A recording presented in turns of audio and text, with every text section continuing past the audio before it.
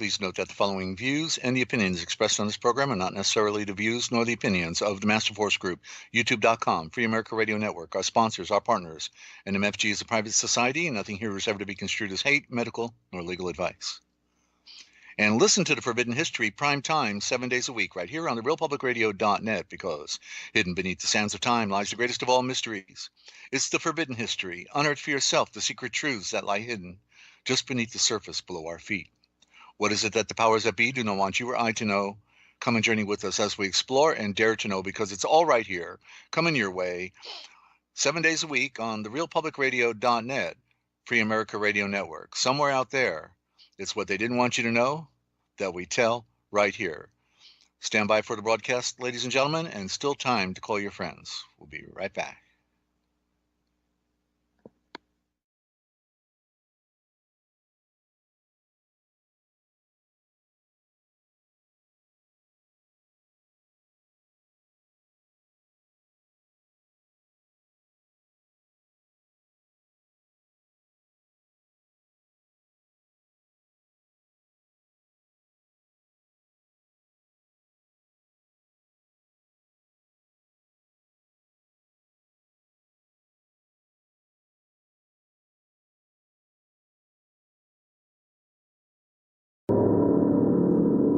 The missing dimension in world politics is the spiritual dimension. The problems of life cannot be solved by material means. Modern civilization is missing the point of life. Human life is meant for understanding spiritual values. Real knowledge is knowing yourself, what you are, what God is, and understanding your relationship and duty to God. It is our duty to understand God, abide by His laws, and learn to love Him. Then all of our problems will be solved. When men are not governed by God, they will be ruled by tyrants. The material world is just like a prison. The spirit soul is imprisoned in a material body which is imprisoned in the material world. We do not belong in this material world. We are spirit souls and belong to the spiritual world. Modern civilization is wrongly directed to the fulfillment of sense gratification, the basis of material life and a barrier to spiritual realization.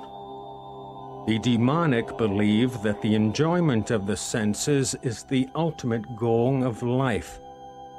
However, it is not possible to become peaceful and happy in the attempt to gratify the temporary senses. The result is usually the opposite. A materialistic culture based on sense gratification agitates the mind and senses. Unless one controls the mind and senses, one cannot make any spiritual advancement. The great sages of all bona fide religions were completely free of material attachments because they knew that spirit is permanent while matter is temporary. Our present culture would have us debase ourselves and become more and more entangled in materialism so that the path to the spiritual world is blocked. The demonic wish to make this planet a closed system where it cannot function for the purpose it was intended. The material world was created to give man the opportunity to purify himself of his material consciousness, for the aim of life is to go back home, back to God. The demonic cannot go back home until they rid themselves of their demonic mentality, and so they wish to make it impossible for anyone else to return home. This is the ultimate goal of psychological warfare, to entangle man in materialism so that he cannot return home back to the Supreme Lord. Mind control in America. Break it.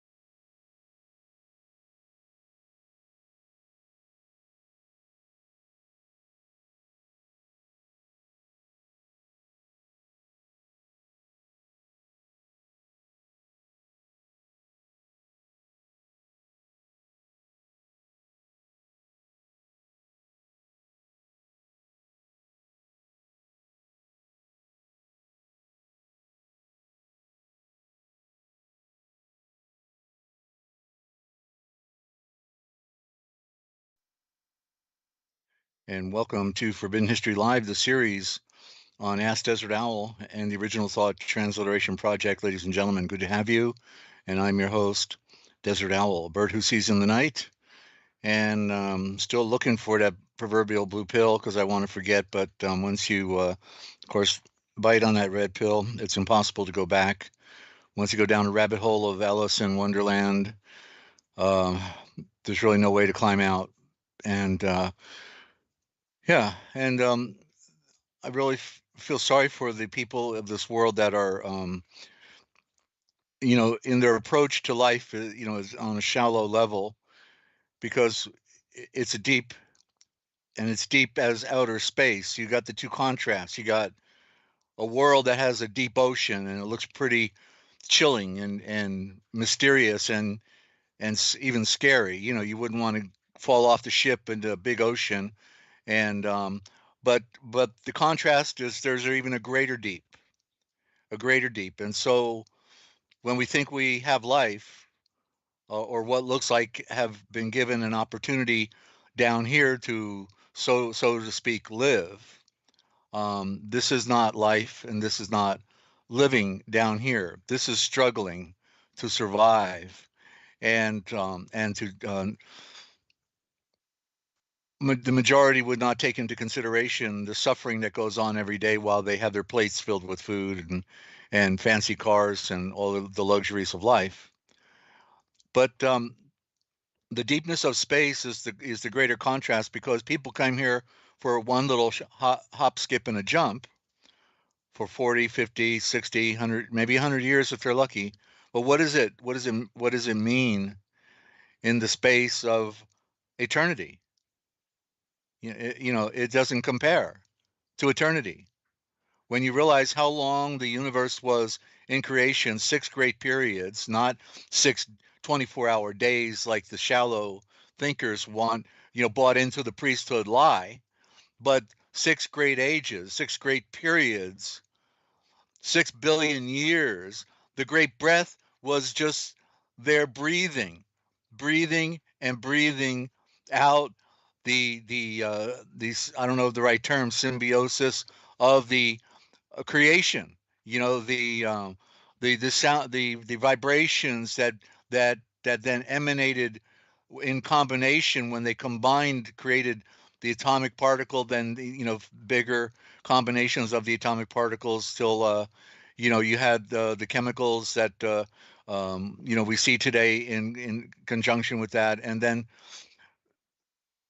so in spite of this enormous creation, people, I really love what it ultimately was concluded here on Earth, that the Earth is just flat and there's a dome over it, and that's the best that Yahweh, the sovereign of the universe, could do. He couldn't actually do what we thought he was actually doing, which was to create spheres, spherical, round creations that floated in an ocean, bobbing up and down in an ocean, and bringing forth life. Because the truth is that is the reality. Because everything spins, everything goes round, and if it doesn't, if it's flat, it's dead. But that was proven. The flat Earth thing was proven, a long time ago, a few thousand years ago, when they put sticks up in different parts of the world. It was done on the Nile River, and right at high noon at the equator, there was no shadow at high noon on the longest day of the year.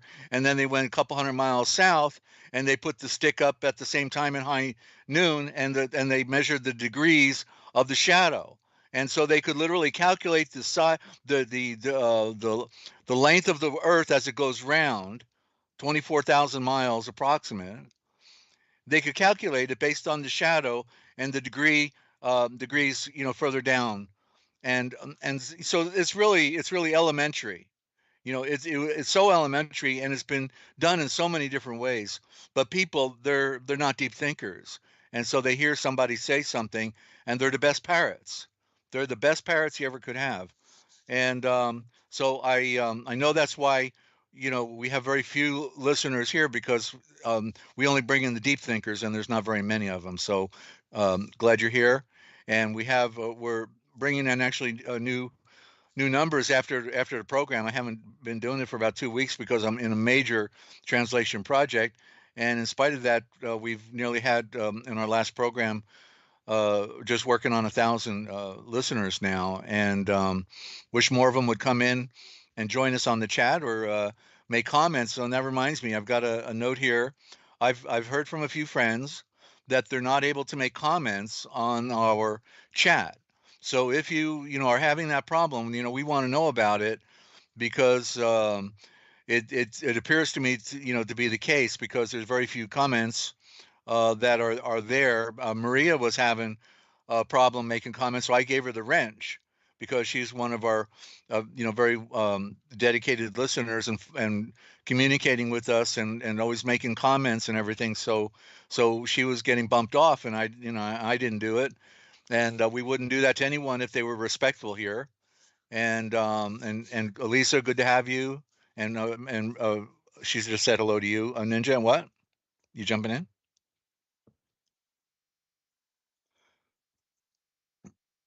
Silence is a killer. You better get rolling here. Okay, I'm on. Um, just to add to that, a lot of people aren't aware of some YouTube features because they're either hidden or very subtle. Also, if you can't see your messages in the chat or in the comments section under videos, it could just be because automatically the default is top chat where it doesn't show all the messages. At the top of the comments section and at the top of live chats, there's a little menu at the top with a little box with an arrow, and if you click on that, you can change it to live chat, which shows all messages. And same with the comments section below videos.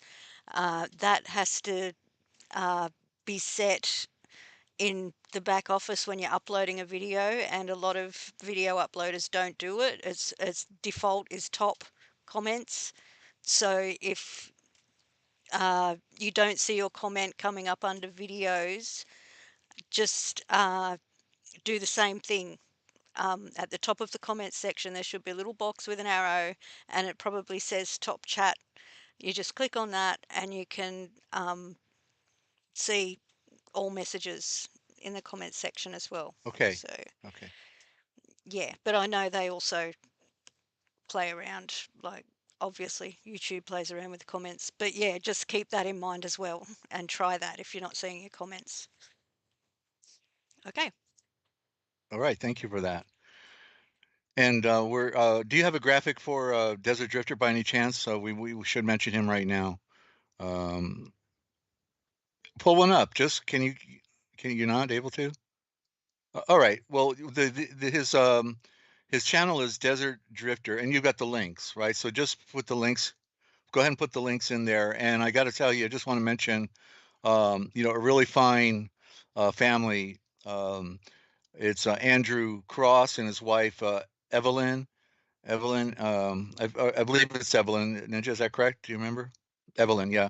Okay, and so they a year ago he started doing a channel called Desert Drifter, and he used to do Grand Canyon tours. So he's really a rugged outdoorsman, kind of guy, young guy, and he went.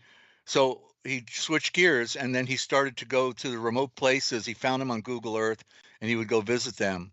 And so for me, I took a break and I would watch him, and he would go to the old, sites where the Anasazi or whatever of the original people, lived in these canyons, and he showed all the remnants.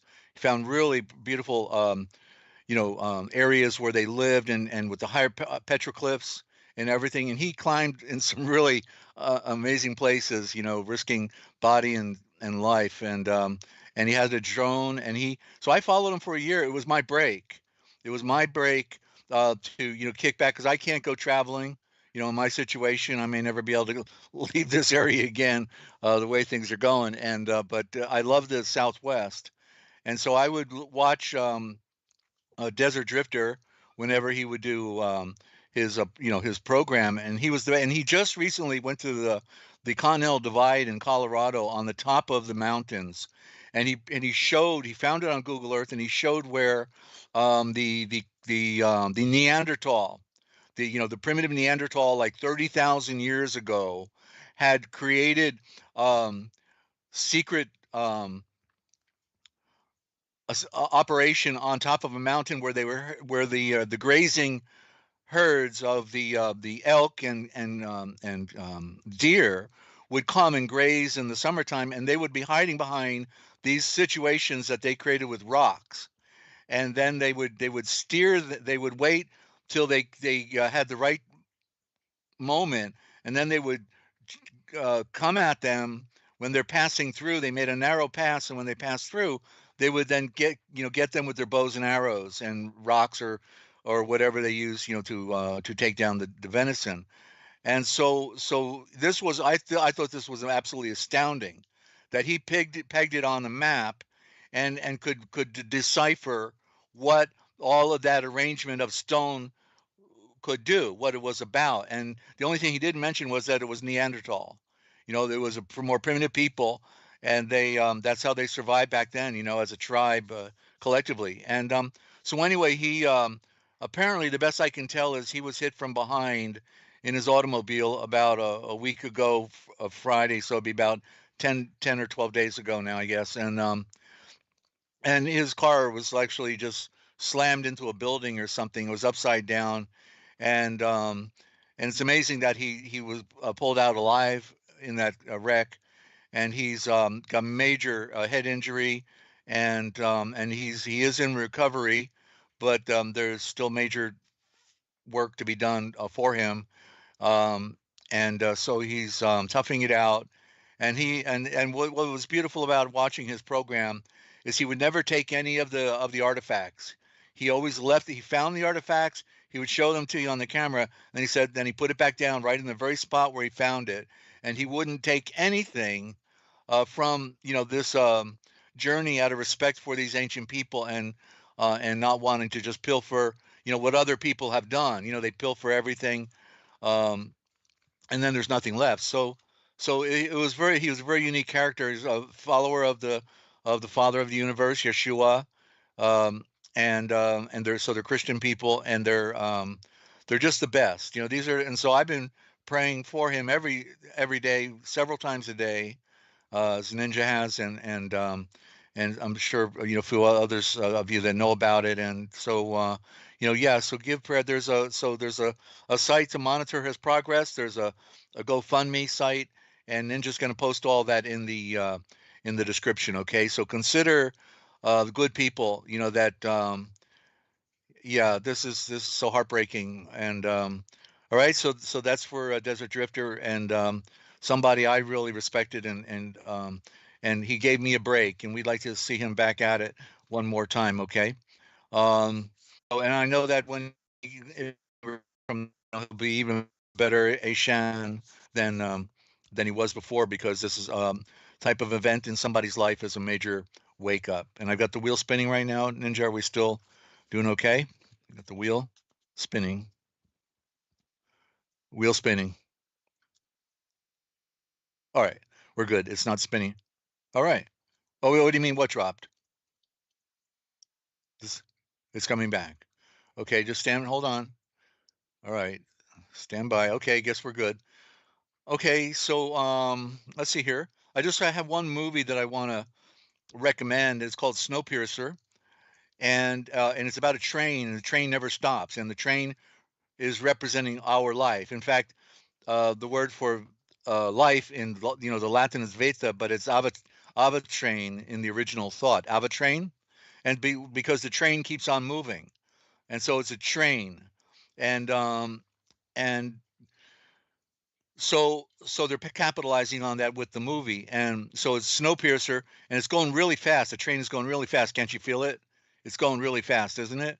And so the train is a microcosm of what is going on the planet, and so which is the macrocosm. So you see how they're playing the game on us in this movie, and they're doing it on the train. So you really get a good perspective. And then the question is, where do they go after they're done doing all of their dirty deeds? And so that's on the movie Snowpiercer. Okay, so check that out. And right, and I think we're about ready. We're going to go over. We're going to start our read today with Gaskell, and then from Gas on, and then we're going to do symbolism. Then the Masonic Talmudic priesthood, and expose that a little bit. Just a wonderful group of people that love you to death and would love to drink your blood. Well, they call you brother, and just give you the peace symbol. Forgotten words. I've got some words to share. And answer, superior, ascension, letter, omni, hell, devil, and CDC. What those symbols mean, CDC, for those other group of people that love you to death. And then a read from the original Gospel Restored and the Gospel of Thomas, after we do some words. And then, I really wanted to fit in also, if I can, a sample of, I found the most profound chapter in this humongous 222 chapter Gospel of Barnabas. I can't get over it. It's as big as the original Gospel, or what is misnomered as the Aquarian Gospel. And yeah, this is major. And the reason they had to destroy it by corrupting it and doing their little tricks in it was because it told too much truth. And so chapter 90, I'm reading a chapter a day. I'm on chapter 90 now, taking my time because I'm now drafting it on Word and cleaning it up. Having collected lost writings all my life and being now a translator and based on the original thought. But this is on the spirit, and they took the spirit out of this chapter, and they changed the word to faith, and so nobody would really get the real breath, which is spirit. The breath is spirit of what this is really breathing, And so I did that. As soon as I read it, I knew I had to do it. So I did that about 2 days ago, and shot it out to friends on our email list. And so yeah, so we're here making history, being a part of history, and very grateful to the Father above that he's a revealer. Yeshua is a revealer. There's nothing unknown that cannot be known. There's nothing hidden in secret that cannot be revealed. There's nothing that cannot be known, because that is the nature of this universe. That is the beauty, but one has to get on that path. And what was described in this chapter 90 is that answer to why people don't get it, why people are not deep thinkers, why are they still on that merry-go-round, and it's because they have forsaken the pursuit of the spirit, the A spirit, the alpha that's in front of you. You see it in the Spanish, because the Spanish has an E in front of spirit, espiritu, right? They say espiritu, that's Latin, or the Spanish is espirit, but it's the A, that's E is of the earth, and the A is infinite. So it's not hard once you know the lexicog and the hieroglyph of each different letter. And so it is the A spirit that's the alpha. That's number one, numero uno, the first letter of the alphabet, because all creation came out of that symbol, the V, the Zorro at the bottom, the zero, and then after that, then the other letters of creation. And so we've got a lot of ground to cover. And I've got I got an interesting presentation also on and where am I going to do that? Probably on symbolism, because this will be really good example of another form of symbolism. I'll put that right there, where I was on another chat for Trump. I'm just kind of following the political science. I don't really follow anything to do with it. It's a dead zone, the political thing today. But I just wanted to see what was going on with Trump and everything. There is somebody on there typing very hateful things to all Christians, some Ashkenazi Jew, and so when we get to the symbolism part, I'll show you what they were saying. And then I confronted them on the chat, and every time they popped it up, I confronted them again, until finally they were like a chameleon, and they changed their colors. And so wait till you see this, okay? But this is the nature of the enemy, and it's the perfect example. So we got that also, okay? So we're making up for lost time. We haven't been doing it for 2 weeks for variable reasons. We're having issues technically, and I'll mention that later on in the program. And also, this translation project is too important. I think it may be the last thing I get to do out of all the other translations I've done now, because our time is too short. You can see how they're decimating people, like in Kentucky now. And one guy I saw today, he came out on the YouTube. He said that there was some type of military jet, and they did circles around their county, circles over and over and over. He went outside his house looking up, and there it is. And then shortly after that aircraft did all, 100 circles around the county, or however many it did, then they got decimated with flooding. Okay, so they probably seeded the air up above, and while they used their electronic systems to route the weather, and now you have rivers up in the sky, because used to be you had big blobs of clouds. It could cover half the continent, but instead now they come in rivers, and so they can keep the river right over your location as it keeps coming through, and the whole river dumps on you. That's where these floods are coming from. That's how they do it. And so there's, Dane Wigington, of course, is we put his ad up later in the program, and there's other, people that are getting it and are showing this on from those websites where you can actually see them doing it. They actually are out there right in our face. It's no secret. It's an open secret, ladies and gentlemen. And so the genocide program is on. The takedown of our planet is ongoing, and there's basically nothing anybody can do about it other than get ready, for your bug out, and then also to meet your maker, because things are going to get a lot shorter real quick with all the mayhem that they have intended for you and I, ladies and gentlemen. So glad you're tuned in. Glad you're here. The good news is this is not our world, and we have somewhere else that we're going. And so, but you have to be a deep thinker, to go there. And because it is the seed of enlightenment that Yeshua brings, enlightenment. Okay, yeah, not stupid like we see in the religious merry-go-round. They're just eating their milk and cookies and eating it up. Give me more of that dogma. I love that dogma. Yeah, dogs for the priesthood, God backwards. Interesting, and that's what we talk about as well. All the meanings behind those things. All right, so. Glad you're tuned in. Still time to call your friend. You did call your friends, didn't you? Well, go on, get on the phone right now. Tell them that we're here, okay? And if you want to call in, love to have comments, questions, and it could be about anything, going on our planet or about our spirituality. But love to have you touch base. Yeah, that number takes us onto the computer Skype, and we can take your call there. Okay, so when we get back, we'll be going to Gaskell, and we'll begin our reading of the evening. And okay, so we'll see you on the other side. Glad you're here.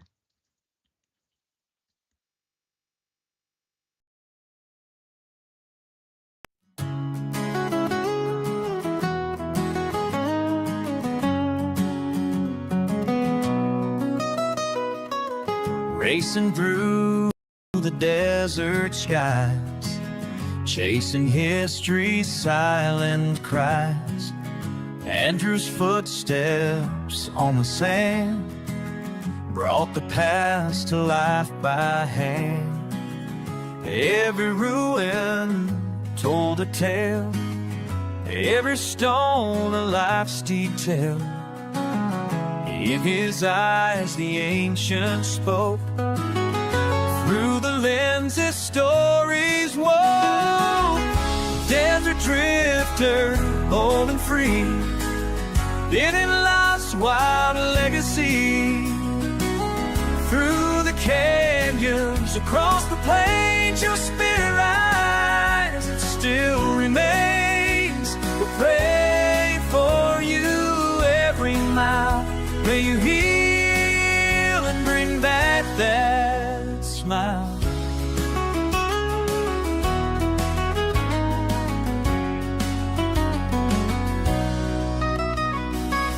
The life he chose, no easy road, hacking dreams and never low. Self-made crew with the camera tight, chasing sunsets, filming light. Through the risks, through the race, His kindness left a lasting trace. Inspiration, a beacon bright, the desert's heart, His guiding light. Desert drifter, bold and free, living life's wild legacy.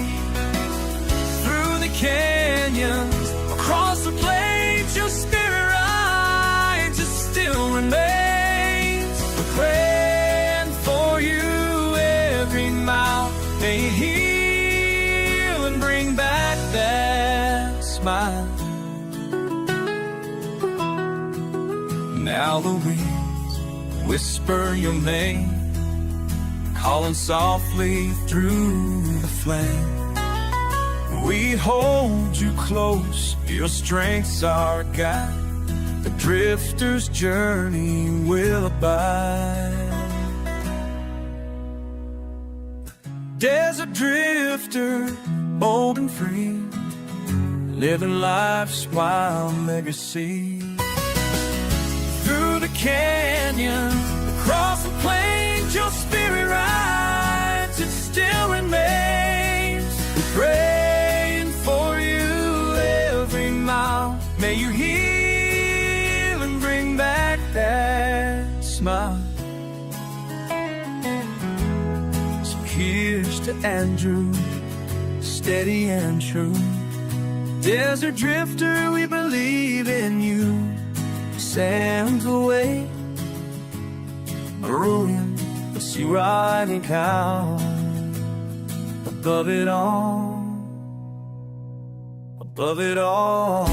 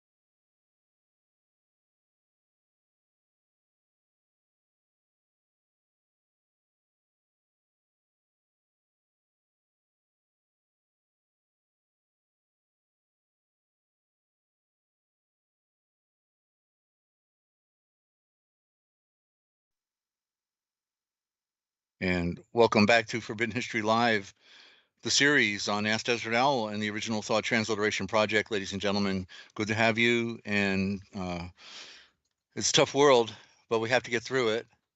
And yeah. And we've got to put on our thinking caps. Realize that the most precious thing that you have is time. And that reminds me of my slogan, you know, we don't forget we are all doing time. It doesn't matter whether you're on the inside or on the outside, because we're all doing time. And for some of us, it's hard time, and we're never going to get over the pain. We just have to learn how to deal with it. And so there's so much suffering going on in this world, ladies and gentlemen. We can't forget that, you know, because eventually we will all feel the pain of suffering with what is transpiring on our planet. And so it's time to be thinking about, those in your circle around you that are in need and help. And this is what Yeshua wants us to do, is to help each other. We are all our after brothers and sisters after all, and we are our brother's keeper. That was the first question, after Cain beat his brother over the head. He says, "Oh, am I now my brother's keeper? What's going on here?" You know, yeah, and wow. So it's been like that ever since Cain. So it's been a bad world. It's just there's been pockets of good, and it's good for that. But the people running our world, look out. They have it in for you. They hate you. Hate you. The religious book is a book of hate. It's called the Talmud, and so we'll be getting there in a little bit. And tell you what, this winter weather we're getting, I keep taking my shirt off and I'm putting it back on. I don't know, this weather warfare. This ice nucleation chemical stuff. You can feel it. It's totally different, and you can see it on the thermostat when they're when they're doing their spraying, because it's not the normal winter weather, and it bites more, and okay, so we're in Gaskell, and the all-time classic here with and I've got to get some more light. Hang on a second. Oh boy, let me get a little more light behind me. And don't forget, if you ever, anybody out there is dealing with situation, they I used to be with my radio network a victim's advocate, so I used to steer people to where they could possibly get help, or help them come up with ideas or solutions, and that type of thing. So you don't have to be shy. I'm amazed today how, with all these communication devices, nobody talks to each other anymore. And well, what device are you on? No, I don't have that one. So sorry, guess we can't talk. I've had people that wanted to interview me, and they wouldn't give me a phone number. Like, okay, you can have my phone number, call me. But they don't know, they don't want to use phone. I don't know. They're afraid. I mean, somebody might be listening. Well, I think there's somebody listening no matter what you do. So get over it. Our Father, the Sovereign, listens to them. Guess what? Right? He's looking over their shoulder. They're the ones who need to be worried, because they're not going where they're pretending they are going. And that's back to the light. All right, so we're going through the alphabet with Gaskell, and here we are with Net. Okay, Net of the Underworld. Well, that sounds like a familiar theme. Net of the Underworld, or of the Uniter of the Earth, a symbol of the astral mechanism of sensation and desire, which unites the individuality with the lower nature, that's Earth, in paren. At first, enmeshing the soul, but afterwards becoming a means of development. It's like, yeah, we popped over here, hey, how did I get here? What's going on? Whoa. Oh, it's not too bad. Okay, I know but the irony is we come into the world stupid because we don't know anything, nada, and and so the contrast is we go into the next world knowing. The first world and don't know anything.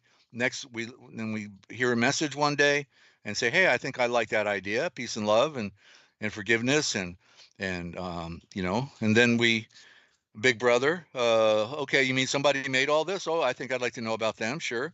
And then we can go into the next world, and but we do it through knowledge, by being deep thinkers. The name of and of course, now this is part reference, because Gaskell goes into different ancient scriptures and he brings them out. So we don't endorse anything Egyptian, but these are parallel types. It's called the law of syzygy, what Clement wrote about. He was a fellow follower with Cafe Peter, and he said that there were first many false traditions, and they all look like the Savior's story. Osiris in Egypt, or Shiva, in India, or Apollo in Rome, or Zeus in Greece, and Zarathustra in Well, Zarathustra was legitimate, though different than these other ones, because that's another story. But so he said that many false saviors came, and then at the end, which was 2,000 years ago, the end of time, then the true Redeemer comes, and that's called the law of syzygy. Many false ones come first, and then at the end, the true one comes. And so here we go. And by the way, Thoth in here is a parallel as well with Mercury, with Hermes, and with Yeshua, and it is called the messenger. Thoth in Egyptian, you can see is thought, thinking, right? So it's a message. It's the message that you get within your temple. So the names of the temple of Thoth at Kemenu, or the city of the eight, was Het, Abit, or the house of the net, a very curious expression. From chapters, I can't read that Roman numeral, of the ritual, however, we learn that there was a mysterious net which, as Budge, that's the curator of the British Museum 100 years ago, Budge says, was supposed to exist in the underworld, and that the deceased regarded it with horror and detestation. Every part of it, its poles and ropes and weights and small cords and hooks, had names which he was obliged to learn if he wished to escape from it and make use of it to catch food for himself, instead of being caught by those who laid snares. Interpreting this from the mystical standpoint of the doctrine of rebirth, or the rising from the dead, that is to say, of the spiritual resurrection of those who had died to the darkness of their lower nature and had become alive to the great light of the aspiritual life of a train, I would venture to suggest that this net was the symbol of the certain condition of the inner nature which shut in the Aishan, or man, into the limitations of the conventional life of this world, and shut him out off of the memory of his true self, his true nature. No doubt. The poles, ropes, weights, small cords, and hooks were symbols of the anatomy of the psychology, that is to say, and they got us on the hook with the J, those Jews, for Jesus, the hook that didn't exist until just a couple hundred years ago. The psychology, so to say, of the invisible body, that these are all symbols. The normal, and tells us about station, place, nature. The normal Aishan, or man, was enmeshed in the engine of fate.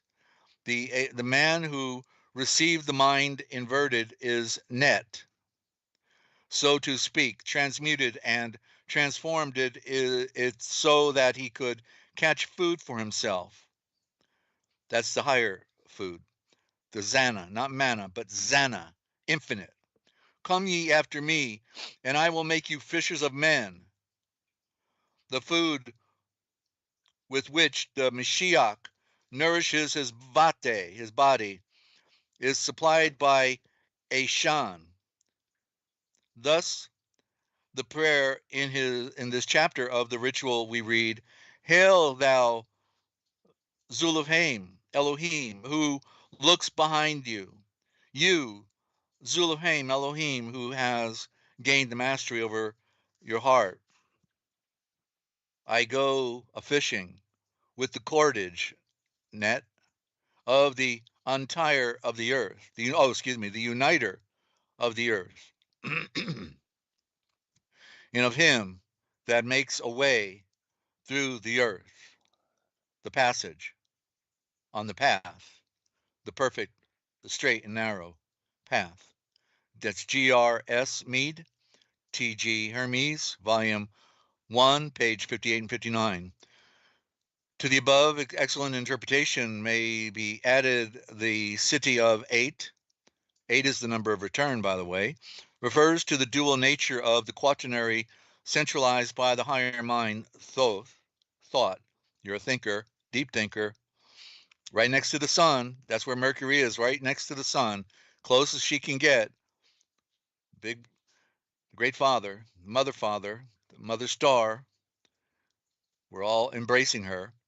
The higher mind contains the causal vate, or body, house of the net, from which the individuality deceased in or dead in paren, the individuality, because we're part of a collective. Everybody's thinking of self when we should think of the collective. The individuality lowers the astral mechanism net, while abhorring the illusions of the lower planes, which obscure the self within. The ego is enmeshed in the mechanism of nature, but when the a-spirit mind begins to, that's the mind is the mainframe, begins to direct through the mind, the mechanism is made a means of evolution through the acquirement by it of facts, that's fish in paren, and knowledge, food in paren. The causal vate, or body, or the Mashiach's body, the body of Christ, is nourished by truth and love, the metzorol, or bread from the sun, bestowed in response to the aspirations of the character or personality. This one deity, Isvara, spreads out his net in many modes for everyone in the field of illusion and draws it up again. That's Svetas Upanishad 5. The Apep was a monster of the deep. To make use of nets in his capture was a wise decision on part of the friends of Afura, having taken up their positions for attacking Apep. The men with their harpoons work the rope, which is attached to the AI. The goddesses and the apes shake out their rope nets over their heads and recite their spells, and the men who know the proper words of power shake out their nets and recite the formula, which will still shall have the effect of throwing Apep and Sessi into the state of stupefaction, wherein it will be easy to slay them. That's Budge again.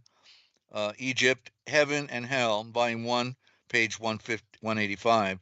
See Afura, Kikuru, Apep, Birth of Buddha, Boat Sektet, Bones, Casual Body, Defunct, Earth is defunct, Fish, Food, Isvara, Rebirth, Sekhet, Hetep, Thoth. And then when we get back in here next time, we'll do the net of the Azar to catch Loki. That's the Azor. The Azor is the sun going round, the Azar.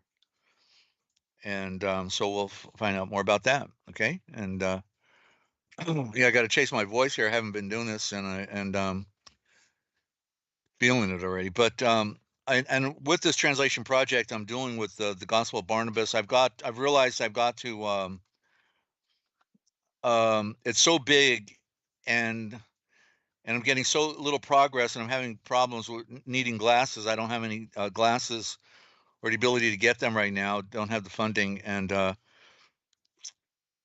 so I'm needing whereas I wanted to do the broadcast, you know, 7 days a week practically, and then I was settling for 2 days, and then you know, after trying to do 3 days a week, but now I'm back to just, we're going to do Sundays because I've got to work on this translation. It's too important. This is such a mind-blowing read. I may do it sooner. I may actually intervene here before I do the Atom of Thomas and the original gospel, and do that first to make sure I got it before I wear out. Okay, so hang on, take my herbal tea here. Look up dandelion tea, ladies and gentlemen. It is a total food. That's why The flower looks like the sun. It's telling you something. Got deep roots. You know, you got to have deep roots, right? You got to be rooted in your tradition. You got to have deep roots, and and it's a coffee without the roots are like a coffee without the caffeine. So you dry them in an oven, and you got coffee as well. So you can get tea or coffee from one plant. How about that? All right. And so moving on here, I think tell you what, Ninja, let's I need to pace myself. Let's do a short break, okay? Something short, and then we'll pick it up. I think in a little bit it'll get a little better. I just got to work it slowly so I don't lose it here. Are we good? Am I, you're with me? Okay, good. Thank you. All right. Be right back, ladies and gentlemen.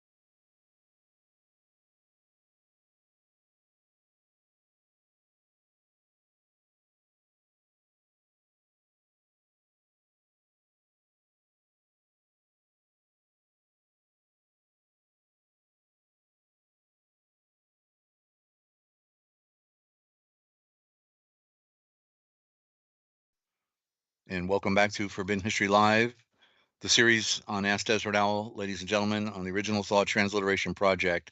It's what they didn't want you to know that we tell right here. Okay, Maria, you'll be back in the AM. Okay, it's AM over there. It's PM still over here. She's in Jersey, the island of Jersey, in the right near Normandy, the old Normandy area, and yeah, Channel Islands. So okay, so no, we're on symbols, right? Yeah, that's right.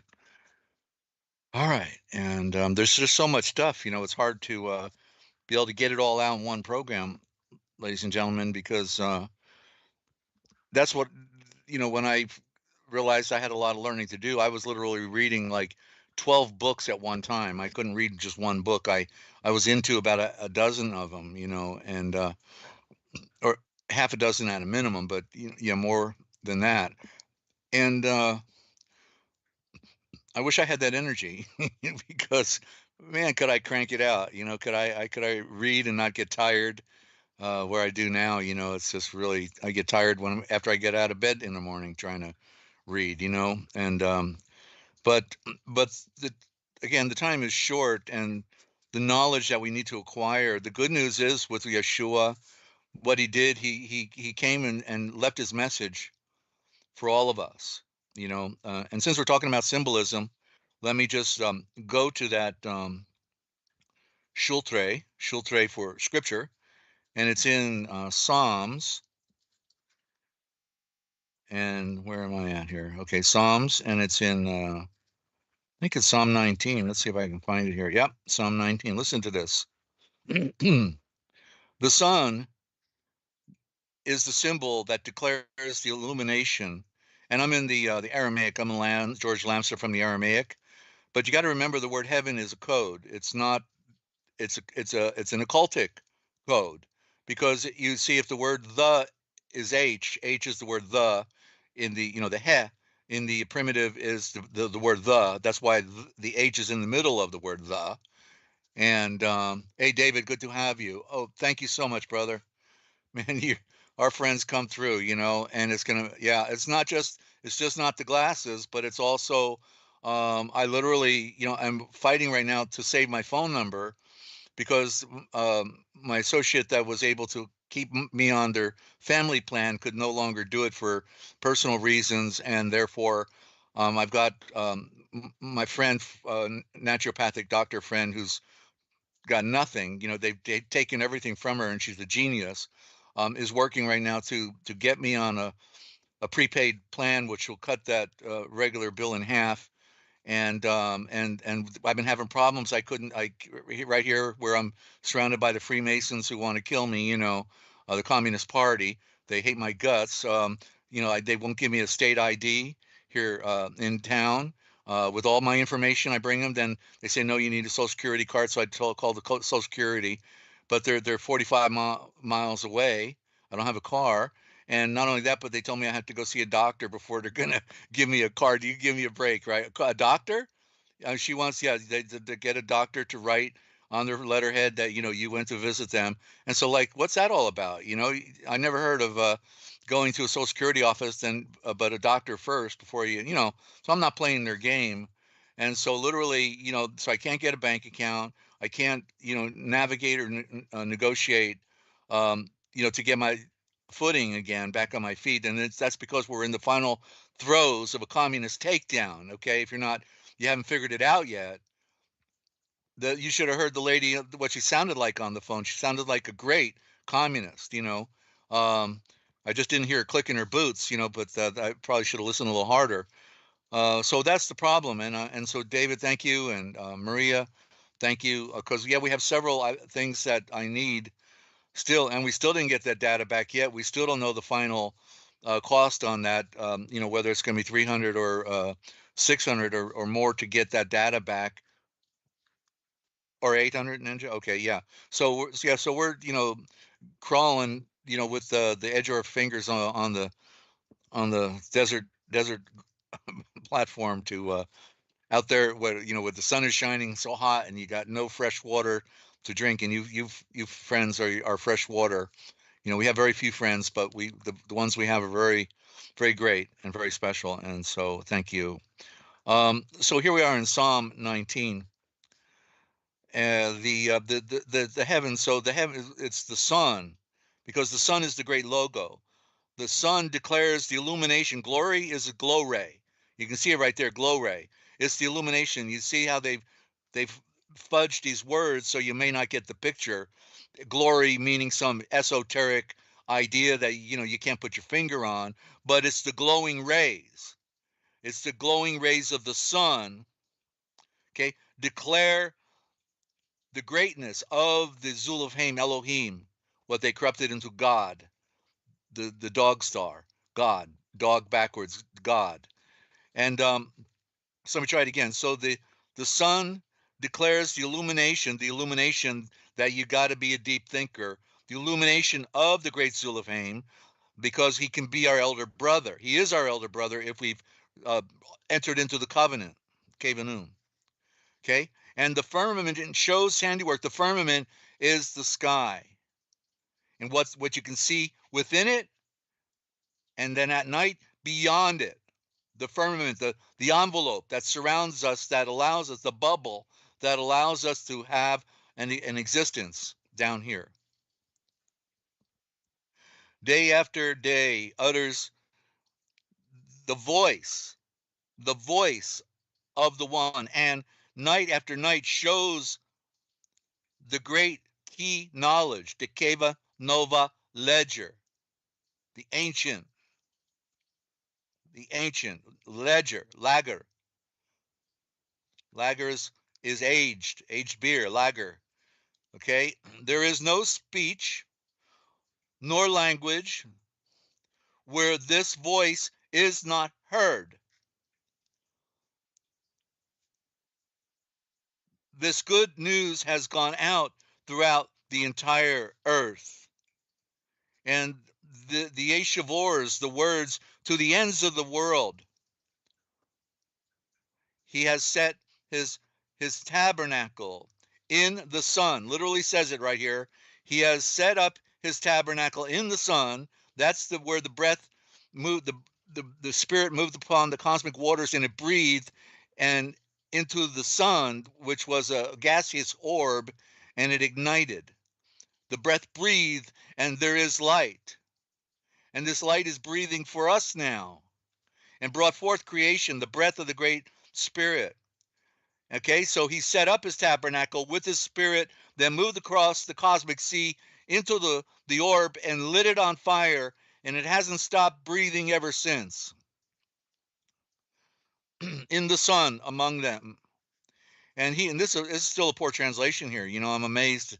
But what happened was they wouldn't publish Lamsa's translation. They said, "No, George, I'm sorry, but we're not going to publish your Bible from Kurdistan, from the Aramaic, unless you let us make some changes." And he said, "Okay, well, I guess it's better to have something than nothing." So he let them make their changes. So yeah, and the sun, of course, is dominant within the storyline. It's about the light, right? Come on. And he is as a bridegroom coming out of his chamber and rejoices, stands up in the flowing light as a strong Eshan to run a race. He is going, Eshan, by the way, means royal eyes. You are an Eshan. We see the word Asian, right? We think of little people with eyes that are kind of slanted a little bit, but it's the Eshan is originally the Aryan, and it means royal eyes. So that applies then, to the Oriental today, right? Because they're smaller and they have special features, but it meant something else in that idea for the royal eyes, because it means you have the ability to see, and he is as a bridegroom, coming out of the chamber of the sun, and rejoices as a strong man, strong, you better believe it, maintaining the entire universe to run a race. Running this race down here. One's going up and one's going down. He is going forth from the end of the sky and his circuit unto the ends thereof, going around the earth. That's what that means here. Going forth is from the end of the sky or the heaven, the sun, and his circuit into the end. So it's the Ouroboros, it's the serpent. eating his tail, and there is nothing hidden from the mysteries of his breath.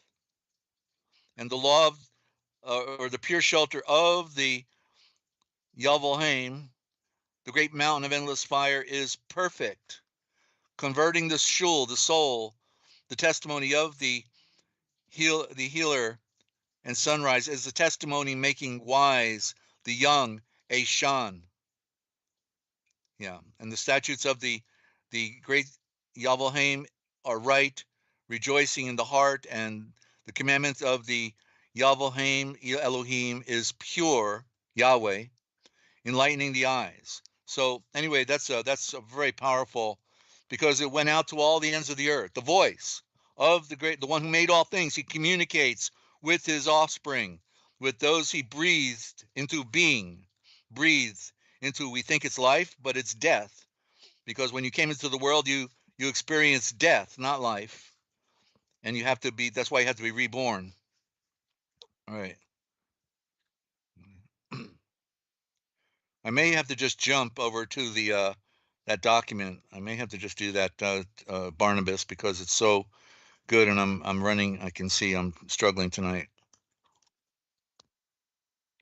I'll tell you this: getting old. They say getting old isn't for sissies. I got to tell you, getting old ain't for anybody, because when he finally got so much figured out, and and your clock is ticking, and then you want to produce, to be a producer, and then all of a sudden you're too busy struggling, and you're seeing your downhill slide at the end of your life here. But anyway, I know that with the backup team, that'll be a big help. So thank you out there, all of you. And Ninja's going to work on getting us that feature, which is called Buy Me a Coffee. So we need a couple more features, because really we only have PayPal is the only thing we have right now, and many people don't want to do that anymore. So anyway, Defile, we're in the book on Dictionary of Symbols by Serlat out of Spain, translated into English. And the Defile, interesting, the word is one letter short of George. It's Defile is Gorge, so it sounds like King George and George Washington were kind of defiling the landscape here with the pretended discovery of America and the state, the United States of America, because it's the greatest show on earth. We prove out that George Washington is King George III. Just go to our archive, Forbidden History Archive channel on Odyssey.com, ODYSEE.com, and search Forbidden History Archive, and you'll see part 1, part 2, part 3 of the serpent cult symbolism of the world communist rulers. You've got to see it, ladies and gentlemen, because your eyes will be opened, and you will not be fooled anymore by color, by symbol.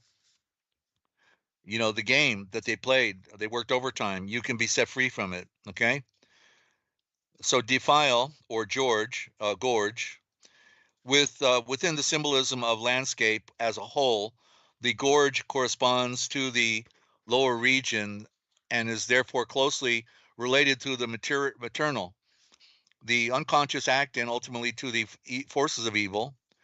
If the cavern or the hollow interior of a mountain are authentic illustrations of the unconscious, which remains unknown or enigmatic, or is experienced indirectly, then the gorge and the fissure is a symbol of a crack and the conscious life through which the inner pattern of the individual psyche or of the world soul may be glimpsed.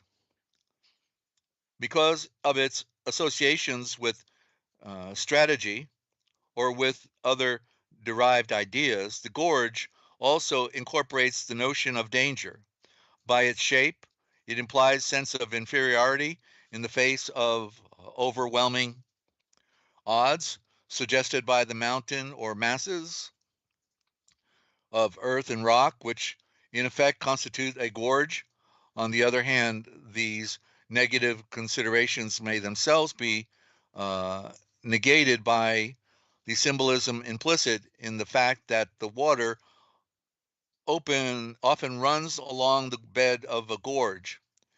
In fact, that's one of the links that Ninja put in there with dealing with Desert Drifter. They had these guys that are supporting him right now. If you watch that video, they're giving all the proceeds to Desert Drifter.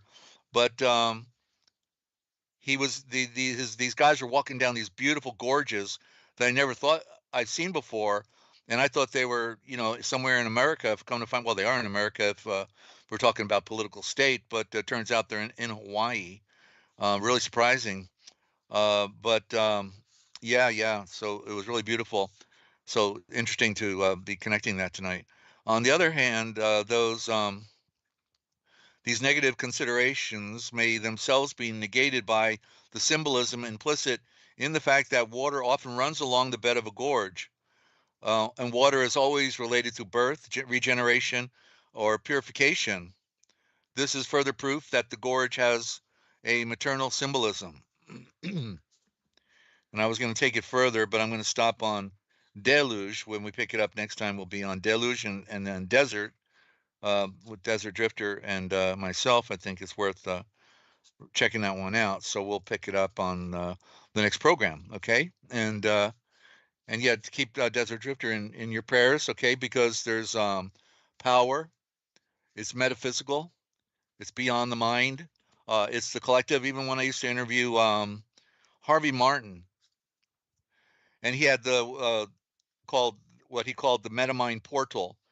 And I did 3 interviews with him, and they were classics. I hoping I can still find them one day in my boxes. And but beyond the mind is the things that we only know that are the possibilities, even though it's beyond the mind. The metaphysics is beyond the mind. So and prayer is metaphysical, but it also it has to do with knowing. If you have a relationship with the sovereign of the universe, then you already know it is able to be comprehended, because it is the will of the Father. He is pure love in his pure nature, and the problem has always been us, that we are removed, and then others, they don't care, and then others think they know. You got all these challenges that people are working with to confront and overcome, and the self, of course, being the biggest enemy, which is the serpent. And that's why I think I should probably go right to that read, and then we'll see where we're at after that. So let me okay, so Ninja, I got to set up, so go to a three-minute break, and I'll pull it up on the screen. Okay, do a short break.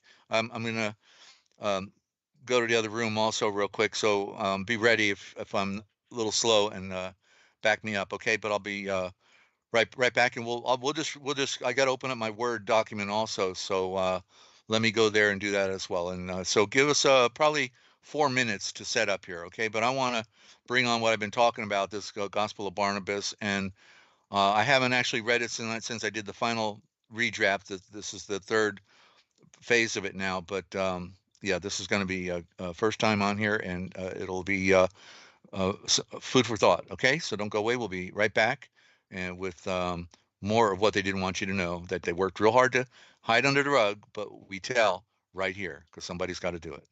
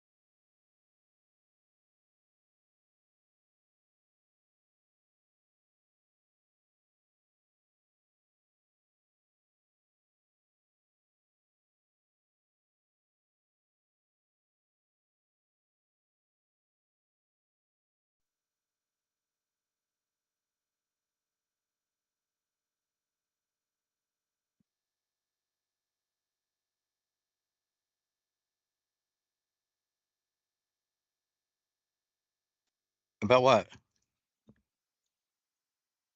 All right. Okay, yeah, you're on mute. All right. And welcome back, ladies and gentlemen, to Forbidden History Live, the series on Ask Desert Owl and the Original Thought Transliteration Project. And it's a big project. And yeah, I'll tell you, they work overtime. These people are working late at night and throughout the day, and they've running us into the ground as slaves. Like I say, there's no freedom. There's only slave management. And these people make the movies about themselves, how they run our world, and how they the game that they're playing, and that the final card will be not just the alien card, but it will also be, and which Werner von Braun, head of the NASA space program, told about on his deathbed, that they would use that as their grand scheme to burn down our world. That's the final phase. They're doing it first with the biologicals, of course, and the fog. Now that we have with people getting ill, it's really amazing to be witnessing the unfolding of a science fiction movie right here before our eyes, ladies and gentlemen. But yeah, we are all doing time, and these people, they've had us pegged all along. They're the ones who created World War II, World War I, the Korean War, the Vietnam War, any war you name it. They created the French Revolution, American Revolution, and they waged war on mankind.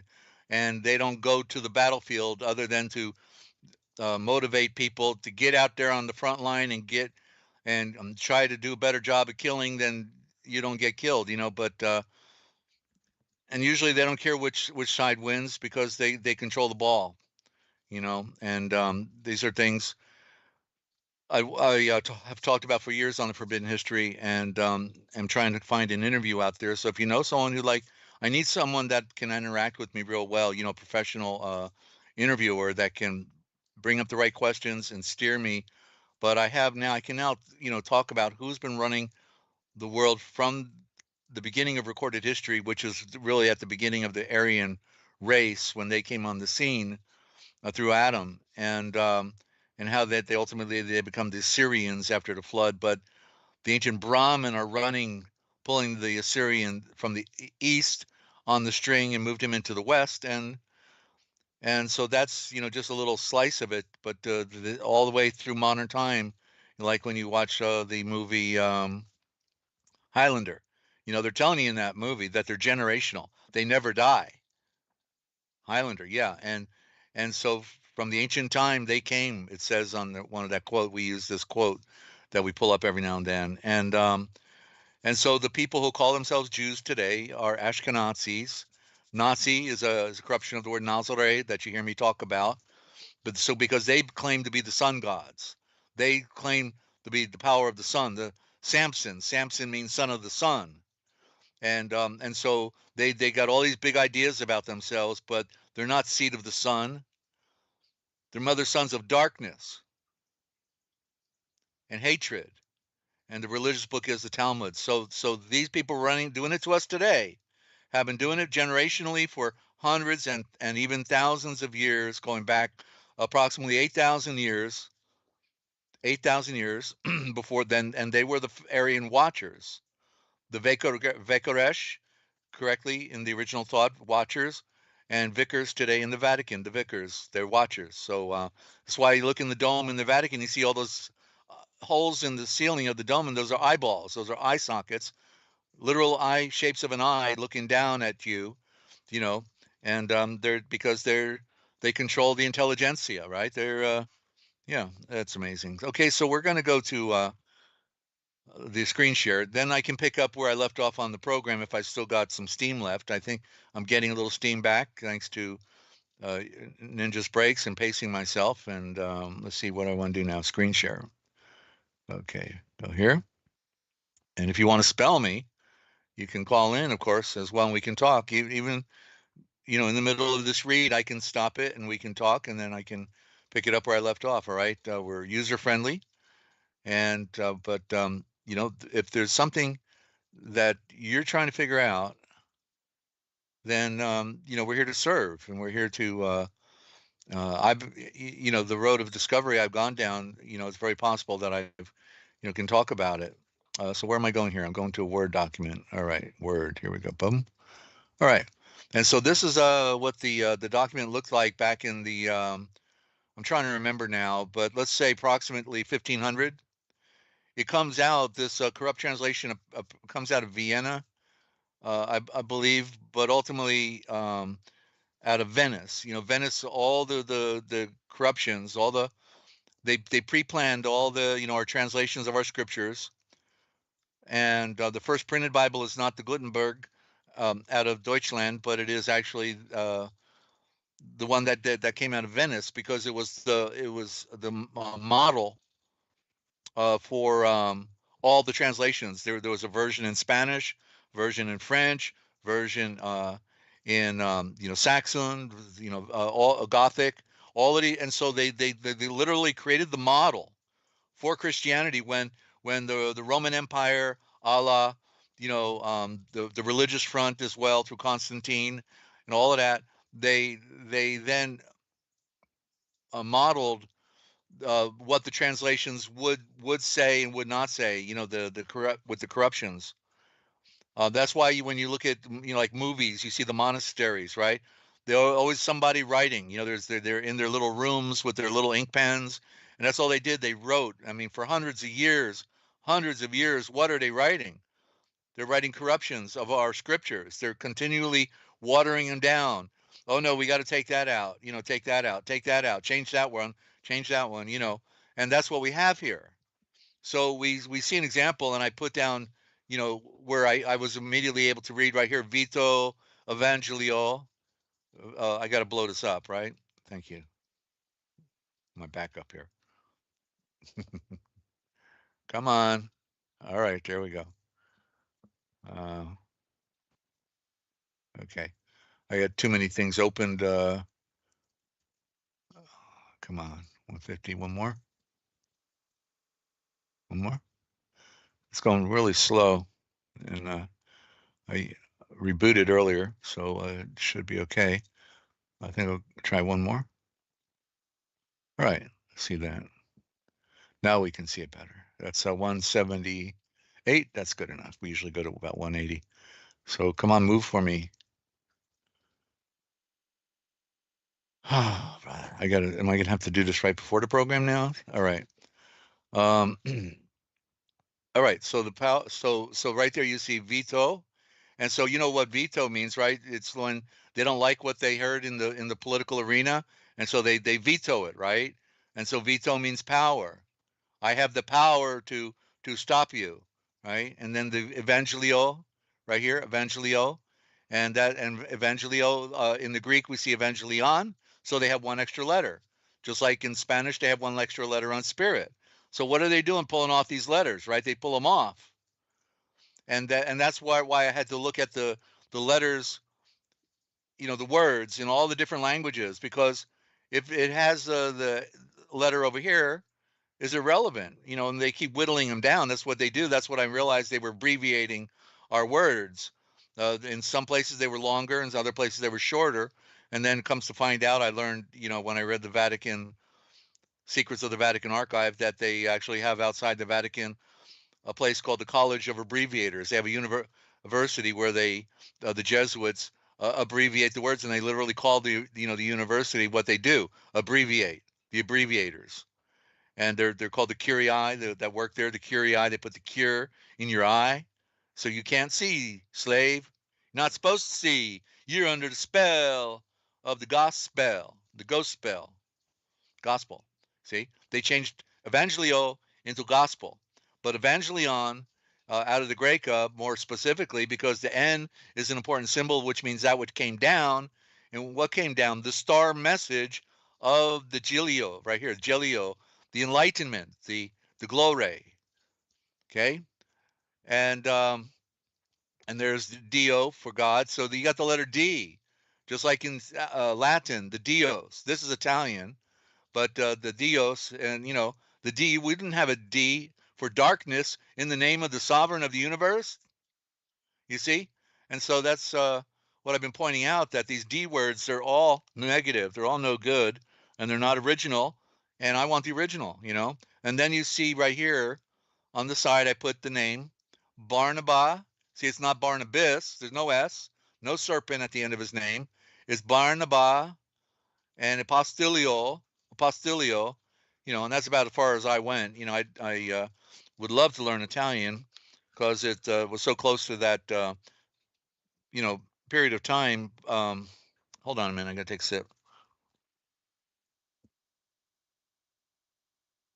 So this is the work that the Heavenly Father is pulling me through.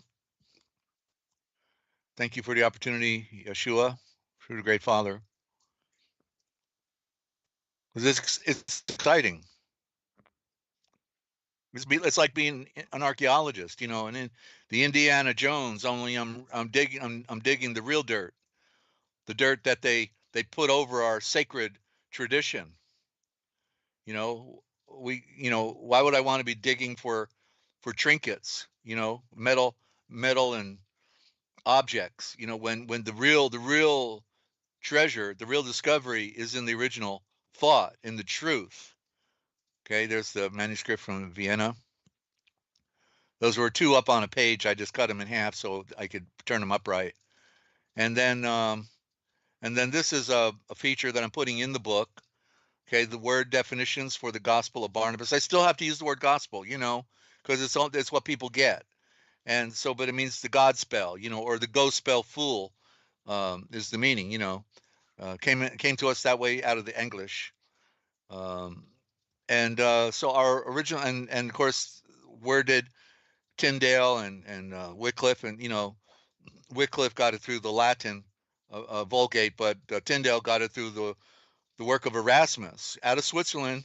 Take a look at Switzerland, okay? Headquarters of banking, and Erasmus Secret Society member Erasmus, um, standardized then for all the modern translations that were going to occur uh, uh, um, with in German is the Gutenberg with Martin Luther, or Tyndale. So they're relying on the two column version of the Greek and the Latin side by side, two column on the pages of both languages, and that's what they used. So they used a corrupt source by secret society, and that's so. So anyway, I got down the side trail there, and let's get back here to word definitions for the Gospel of Barnabas. So I'm going to put in the back the the original words in their spelling, because I have to support the work. I'm not doing changing all the words, but the important ones, yeah. I put them side by side. You'll see the example when we get there. But anyway, so our original words have been abbreviated. The modern corruptions versus the original thought. Our standard style for incorporating the new and old terms using the /. So that's the style I ultimately ended up with. It was really difficult. I had to do a lot of trial and error to figure out what's the best style, what looks best, what feels best, and for the novice coming in, and so the original word I typically put first, then maybe its meaning, and then at the latter part, the corrupted version, the modern corruption. And that way you can first see it originally, boom, and get used to seeing it first in order. And then the corruption last. Oh yeah, that's what it means. Okay. Okay, so the original thought, the modern corruption, literal sense. I have to actually turn that around there, but that's all right. The original Zarke Malik, which is the original for the original Arche Malik, Zarke Malik. So what we just read out of Psalm 19, right? About that from the throne of the Son, right? And the cosmos is the communicative voice. And so where's our symbolism here? Zar, okay? Zar for star. And K, the keys. So, and there's the cross, the proverbial cross that points in the four directions. The light comes down on earth in the four directions. So the keys of a star, you read it backwards, very typically. You identify the root forms, and then typically it reads best when you read it backwards. And so it's the keys of a star, and it is the mother's the mother's lek, L-E-K-H. Malak is the royal messenger, but I should probably put in there the AE combined from the Latin, showing again the battle between the higher and the lower. But the prophet, what we would call the prophet, the prophet, he would be the Malek with an E, but a king who we regard as a king is the Malek A or the Malek I. And so control save. And so he's like the Pharaoh. When we see the Pharaoh, he's sitting on the sun throne. He's seated on the sun throne. And so he's saying he represents the one who rules from the throne of the sun. And he is as the great Zulafhaim, Elohim. Okay, so Zarke Malek, and that's Aramaic. So Zarke. Look at the abbreviation. Let me fix this first.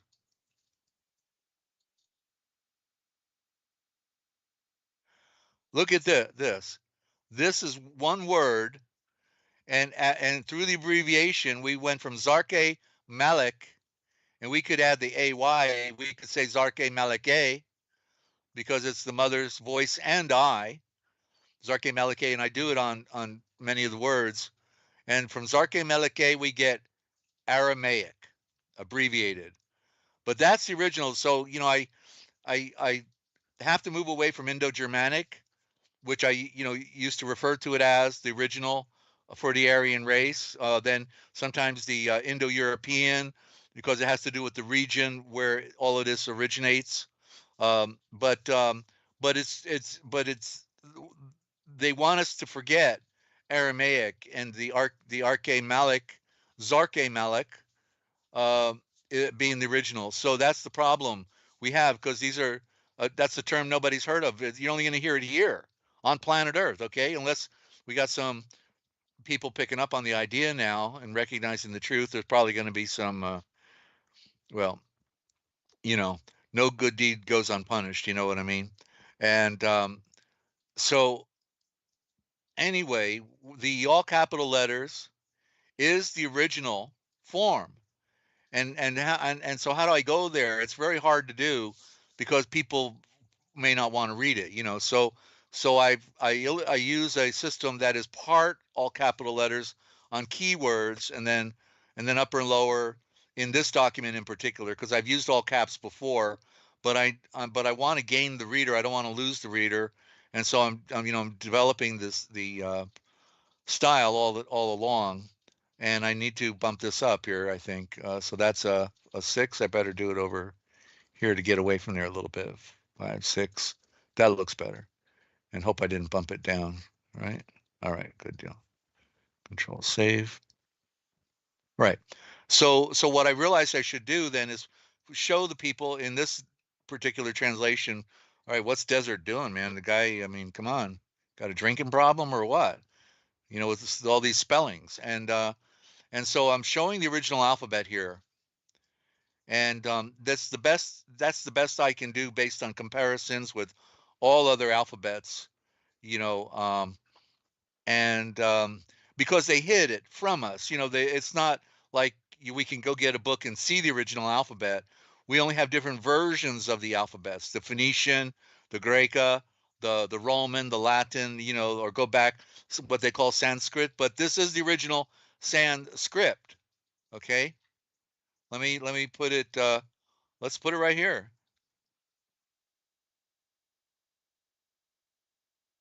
It is the Sanskrit. Okay, because you can only write, like, if you've ever looked at Sanskrit, it's called demotic. It looks like Arabic, or it looks like like you couldn't draw pictures in the sand, and because nobody could read it. You can't even read it on paper, unless you're initiated in there. But you can see that these straight letters here are the only thing you could write in sand. Straight lines. That's the original Sanskrit. You see, because the Phoenicians were going all over the world, and where's the first place they go? They land on a beach. They're confronted with primitive people who also know the original thought, because all the cultures came from the sovereign above. And so they start writing in the sand, the symbols, and they try to communicate with them. And this third symbol that they stole from us was a big one, out there on the island of the Azores, right on the walls, right on the beach. I saw this on a documentary one day when one guy was down there on the beach, and showing us the symbols. And there it was, the Zorro, because it means everywhere.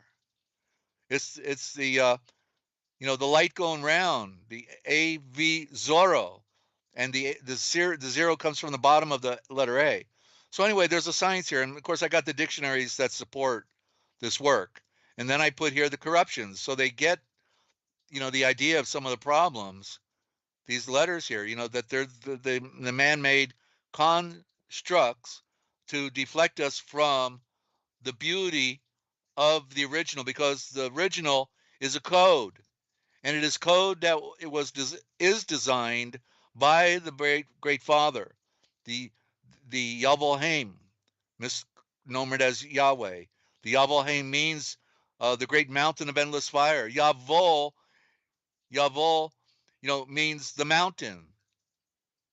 Yavol. Oh, you by the mountain. Yeah, that's my witness, the mountain. Yavol. That's a positive, affirmative. That's where it comes from. See, it's right there in our face, and we don't get it because they're not telling us. But you're hearing it here, ladies and gentlemen. And then I tell them to go to the back. I'll get the page number when I'm done, and I'll put the page number here so they can immediately get to the dictionary and then get into the science. It's a science. It's not guessing. Okay, not guessing. And so I guess I'll just scroll here a little bit, show you. I've got the first few pages now basically modeled, and you can stop it, of course, on your replay. And see, amen is the moon. Amen. Men is moon. That's the prime root for moon. And so that's the evidence that they've taken over our scriptures. If you see amen, because that's also Amen Ra. See Amen, amen again, but it's the symbol of the moon. It's the symbol of the moon. And am I coming through okay, Ninja? I saw that sound thing, and I was making sure I wasn't crushing my microphone and turning it down. Okay, yeah, don't want to forget that when I go mute next time. Not to sit on my cable. All right. So amen, Amen Ra. So they did it back then in Meitzar, which is really the original name for Egypt, Meitzar. They even called the sun Amen, Amen Ra, but it is the lunar. And so it's called the black sun. So they were occulting the sun because they knew they were corrupt. They knew they hated Yahweh or Yavalheim, and therefore they were pretenders of the light, but they were mother sons of darkness, always in a conspiracy to enslave mankind. And so this is really where I'm at right now with the modifications of the word. I use the feature to change the words in a automated system here with the Word document. But yeah, it's a major work, and this book is 400 pages. Okay, it's over 400 now. Just broke to 401 pages today. So it's going to be a big work. And I've got 30 books. Here's the irony: when I have my brothers and sisters here helping me on our program. That when we need help, I've got right now published approximately 35 books, about 6 dictionaries, and then books about the scripture or translations. Majority are translations of lost writings, and in spite of that, we only sell like a book every other day, and so I know, just like YouTube, was putting the screws to us. Forgive the French, but it's the truth. And with no algorithm and cutting our numbers and all the things that they did. Also the same with Amazon. That I heard of late that they're actually, anybody that mentions Jews, they put a notice in the back of their book. When they publish your book, they actually discredit your work, that you're a conspiratorialist or something, or and so we get no algorithm on anything. We're when you tell the truth, you're being stepped on, because the rulers, right? We're talking about banking, we're talking about secret societies. I'm in a town, Freemasons, of several hundred, in a small town of several hundred Masons, all of them told, if they can do anything to me, go for it. And they've done it. They've done it all to me here in this town in the last decade. Stuck here. I need it take probably $20,000 to save all of my stuff and to be able to pay people enough to help do it, because it's my life's work. I've got boxes of books. Where was I going with that? Anyway, the point is that we're even when we're growing right now and getting more listeners, we're not hearing from anybody. Nobody's leaving a comment, so we suspect that because I had learned that they're not letting people put comments on. By the way, I have the same problem when I respond to people on other YouTube channels, my comments disappear. And so what I learned, just so you know, here's a tip. Instead of making the comment in the notice section up at the top corner of your computer, click on that particular program and go to that channel and go to the very program where they commented and you're responding, and do it on the channel. Because I just learned this by doing it just by chance, and I saw that, wait a minute, my comments were disappearing over here. And so I jumped over to the channel and I did the comments again and refreshed, and they were there. So that's part of the don't use the notice section for making comments. Go to their channel, and that'll help you, okay? But we're really biting it, here with trying to produce. I'm always pushing the boulder uphill. Never can get it to the top of that crest and go over to the other side where it's woo. Let's do it. It's always a struggle, ladies and gentlemen. And you want to throw in the towel. And the only difference is I have a small group of people that have become friends, and you folks are great, and you love to hear these things, and I need to be able to share them, because it's life for all of us to have this interaction. So all right, so let's go down to chapter 90. And thank you again for being there. If you weren't there, I wouldn't be here. But of course, if I weren't here, would you be there? Now think about it. All right, here we go, 90. Jennifer? Oh, good, Jennifer. Good to have you. All right. All right, here. So, okay, so 90. Just as my throat is wanting to, okay, Ninja, can we go to a short break? Because I'm going to get long-winded on this. Okay, well, let's call it within a 5-minute range, okay, whatever you got. And then I'll rest my voice, and then we'll probably make this the last segment, okay? This will be our special feature for tonight. And was that a yes or a no? I didn't hear anything.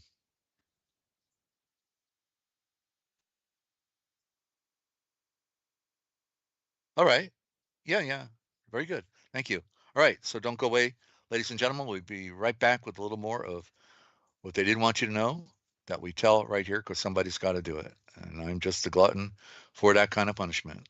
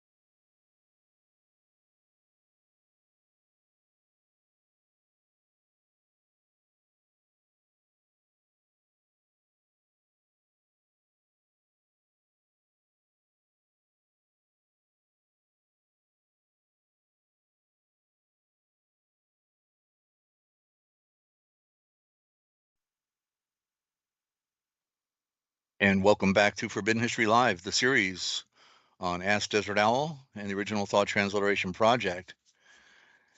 And yeah, you never call in, so I wish you would do that. Is that the original photo now, Ninja? It seemed to me we had a another one where no,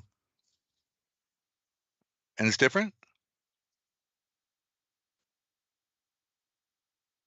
We did. Okay. All right. I thought we took off the word the, so that's okay. We may want to shorten it one more time. It's just too bulky. Okay, but we'll get that. All right. So anyway, we're back, and Yeah, I had some words I wanted to get out. Like, okay, well, I'm just going to do one real quick because we're going into this special translation of this new lost writing we've got. But CDC, I'll put it right in the chat, right? Okay, so look at these letters, CDC. Okay, and so what do we have? We have the crescent moon, and we see that, of course, in Islam, but it's also something we see in some of the other, Turkey and their national flags. Well, that's because they're connected with that tradition as well. And but then the D letter for death. And so the lunar, the crescent moon is, Lucifer. It's a symbol of Lucifer. It's not, Lucifer is like a corporation, corporate body. It doesn't have a real life other than the life that is given to it by people. And so the lunar is of the occultic in the night. That so it's lunar. So the symbols are lunar, death, lunar, darkness, death, darkness, because it's the blind eye, right? The darkness of the sea, of the moon. The moon is a symbol of the blind eye, because the sun is the symbol of the eye that sees, of the great Father, who sees all things. Okay, so that's I just felt I should share that with what's going on. That these private corporations have been given rule over your destiny. If they create the dictate that you should, put something in your body that you would prefer not to do. And they're always referring to them, and the who are they? The who, what, who are they? Yeah, and also the same group of people there. Of course, we know that's the play on the black owl. Um, they give the owl a bad rap, of course, to use the owl, the priesthood. Uh, but Yeah, and then devil really is man. That's the enemy. Who's the enemy? Man, which means moon. Just like we talked about amen and manna, all again from the moon, because it's not manna, it's zana. And that was on that other the beginning of the book when we had it earlier. I was showing you that the zana means infinite. That's what come down. What is infinite? The zana, not the manna. Manna is the moon. It's blind. It's dead. Occultic. So the original word is zana. Infinite. Zen. Zen. We see when they changed it to when you go to the beach, to sand, but it's Zen. And because you cannot count the infinite grains of sand on the beach, let alone imagine the entire planet. That's Zena. And so it's infinite what comes down from the sovereign. There's nothing that cannot be known. And he is wanting to bring you to a place of infinite life without end. That's worth everything to work for, and to ascend to. Ascend. Okay, going up. Ascend, the letter A, the alpha again. Okay. So let's go back to the book now, if we can. And this fantastic work. When I got up about 2 mornings or three mornings ago, and then I was doing 1 chapter a day, working my way through the book, 222 chapters. Number of perfection, by the way. 222 is the number of perfection, and the number of letters in the original alphabet, and not including consonants. And then I said, wow, and I immediately started translating it on the document, because I couldn't get over what I was just reading, and I saw how they switched out a couple words, and you would never get it. The average, John Doe would never get it, because they basically took out the word spirit and they put in the word faith. The similar, it's like it's relative to the culture, but it's not the same word, And so here it is. Let me get a little, I don't want too much glare, and I'm trying to figure out the lighting I need here. Maybe that one. And above. What? You want to ask a question? On air? Are you live? Okay. Okay. I just before the thought flew away. Um, you were talking about sand, how sand is Zen, and it made me think of Yeah.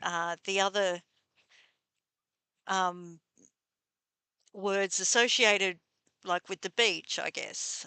You've got sand, you've got the sea, and you see a lot of sky when you're at the beach. You've got sand, sea, and sky, and they all start with the letter S. Um, I just thought that was very interesting. Right. Well, not only is when you're sitting on the beach or you're standing on the beach, and you're standing on Zen, but you are also, when you look up at the sky, you are looking at Zen because the sky is infinite. You see? So that is And Zen. And the stars are like the little grains of sand, well, you could say that. infinite. Um, right, right. They're infinite in the same idea. That's right. And um, where was I going? Um, jeez, Sorry, it's all right. That's what happens with aluminum and age. They don't go together. Uh, you're looking up at the yeah, yeah. sky. You're on the sand. You're All looking right, up at. right. Yeah. So what? So the symbolism of standing on the edge of a beach, okay? It's the symbolism is um it's like, because obviously you're at the edge of the land, and so you can't walk anymore in the direction you were going when you got to the beach. You're standing at the edge. And so that symbolism of standing at the edge of the beach, just looking at the ocean, don't look up, just look down. Looking at the ocean, it looks infinite, right? But then when you look up, it's even greater. It's the cosmic sea, the greater sea, microcosm, macrocosm. And so literally when you're standing on the beach, metaphorically, you are standing at the edge of eternity, you know? And so it's symbolic in that nature. That's what it represents. Thank you. And That's amazing. That's why I always felt you love the incomplete beach. when I was not living by the beach. I experienced Hmm. many, many years more than I wanted to away from the beach. Grew up Yeah, on it's the such a coast, special and place. yeah, and I'm Mhm. so glad to be near it again.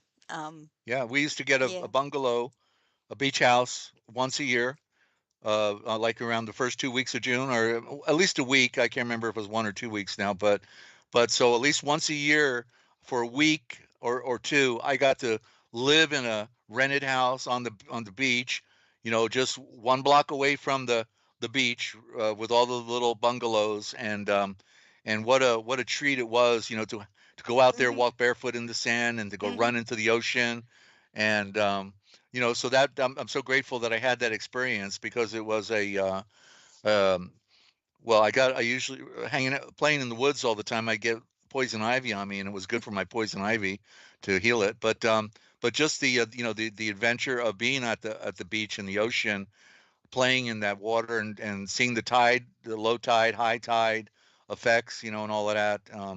So I'm yeah, glad you that's a got to that's a feel very that. healthy way to grow up. Yeah. What? Yeah. I'm glad you got to feel that. Yeah, because Right. Plus the it's a very ozone. There's a healthy healing. lifestyle. The Yeah. healing not just in the salt water, but in the air. The ozone is in the air, Yeah. and yeah, Yeah, because so, the waves, the water is constantly moving. Um, it yeah, creates, I won't go into, I know all the scientific terms because I researched it, but it creates the right yeah, air for you to breathe. right. And the Um, waves. Uh-huh. Go ahead. yeah, I'm the sorry. movement, the waves crashing, that is what Well, does it. So, the waves are the evidence of the Earth spinning and the magnetic pull of the moon on the water. That's the evidence of the Earth being round. Just that one item alone is the evidence that the Earth is round, because the Earth is spinning, and the mhm, moon is pulling on the magnetically on the Earth, and the evidence of that is the waves that are crashing in, and that's the effect. Okay, that's like sound waves. It's like looking at sound light waves, but you're looking at magnetic frequency pulling, not pushing, but pulling. So anyway, One more quick thing. uh, one more quick thing. Um, Okay. if you are not near the beach and you want to experience feeling more relaxed, breathing better air. I know it's hard these Mm. days to find better air anywhere. Um, No, it's not another hard. thing that It's impossible. Okay. Go uh, ahead. another thing that you can do to improve your health and de-stress, Mm. it's the same effect with the waves crashing. Um, comes from any water movement, waterfalls, rapids in a stream. Oh yeah, If you go and sure. sit by there, you can breathe in the same sort of air that the waves produce on in the ocean. So Right. But the yeah, toxins in the water now have basically killed that. It may still have a similar effect, but not the way it was, you know, because it's polluted. yeah, Polluted water doesn't give you the same effect. yeah. Okay. So We do what we thank can you. though. We Yeah. That's right. All righty. Okay. Thank Thank you. you. And so we're on. We're here with this very important work. They worked overtime. I mean, this is a giant book. This, Matthew, Mark, Luke, and John. 16 chapters, Mark, and 28 chapters, Matthew, and Luke. I don't know, 23 chapters or something in Luke, and but we're talking 222. They're not super long. A couple of them are, a few of them are, but they're typically shorter than the chapters in those books. But yet there's still a bunch of them, and that makes it almost equal to the original gospel, which is misnomered as the Aquarian, which we also make available with the wide margin. 8.5 by 11, and these are real books. These are when you get these books, you got a book because it's big, and it's and you put it on your coffee table or your end table, and it's right there to be inspired to read and to learn. You're learning the code of the sovereign of the universe. Just like he created everything else, he created the alphabet and he breathed it into Adam. Okay. And that's why Adam was the one who named all things. He took him up. He was first made on earth.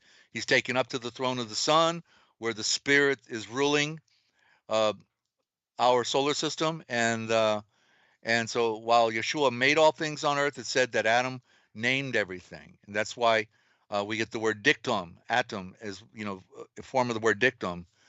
And so it's what's been stolen. Why did they work? I'm show you on this program the evidence of how they did the switch out. Why would it be so important unless it was speaking truth, right? In the original form, in the original code. Right. So anyway, we're going to read this part. I try to find the middle ground, and I give modern and ancient at the same time, like right here with the Yavelheim, who is the YHV. The Tetragrammaton is the tetragram atom 3. So that's why they gave it a fourth, because they didn't want us to have the real code, which was the 3. The yellow is the symbol of the sun, the yellow light. H is the bridge we're standing on, the earth, and the V is the cut off the light into material creation, symbol of the moon, sun, earth, and moon, and that's the Yal Vol Haim. So 3 components within, or 3 syllables in the sacred name, which was then the people's best attempt at getting there was Yahweh, but it's not original. And this is the Yal is that which goes round on the dial. The sun goes around on the dial. That's the logo representing the sovereign of the universe. The Vol for endless volumes. It never stops ticking, never stops going around, never stops charging the earth with the light. And then the Haim, the H is the breath, breathing, because the breath breathed into the light, and there is light. And the aim is the plural. The aim is the duplication effect. The aiming is at creation, to create a race of people that would want to know the sovereign of the universe, the Great Spirit. Okay, so in a few areas, like here, when I'm bringing alpha, I have to import the idea because we've lost so much that it can't be vague in the expression. So when I'm looking at the document, if something is implied, it has to be stated now because we've lost so much of the original that the only way to get back to Kansas, to use a cliche, is to have as much of it made clear, not to be ambiguous, but to be clear. And even with the code, I change a few words to try to be an influence on the passive reader, and I don't use S's. Why? Because listen to it. Is not is. The serpent. You see, they want us using the serpent sound, like the word hit right here, like it would be right his, but they really want us to make it with an S and to be hiss, like the serpent. You see, hiss, not his, but hiss. So we'll go back, Control Z. Gotta love that power stroke on the Control Z. That's the lightning strike. So you see the game. It's an occultic game that they're playing on us, ladies and gentlemen. Occultists, scumbags, child, abusers. They run the world through banking, through military, through medicine, through information, through publishing, through broadcasting. They control it all. And they hate the sovereign of the universe, the omniverse, not the unverse, the unverse. You see the UN, right? The unverse, universe, no, it's omniverse, omni. Let's see what Siri says, because I can't keep all the stuff in my head. Siri, define omni for me, please. Oh, try. Yeah, actually. Define omni.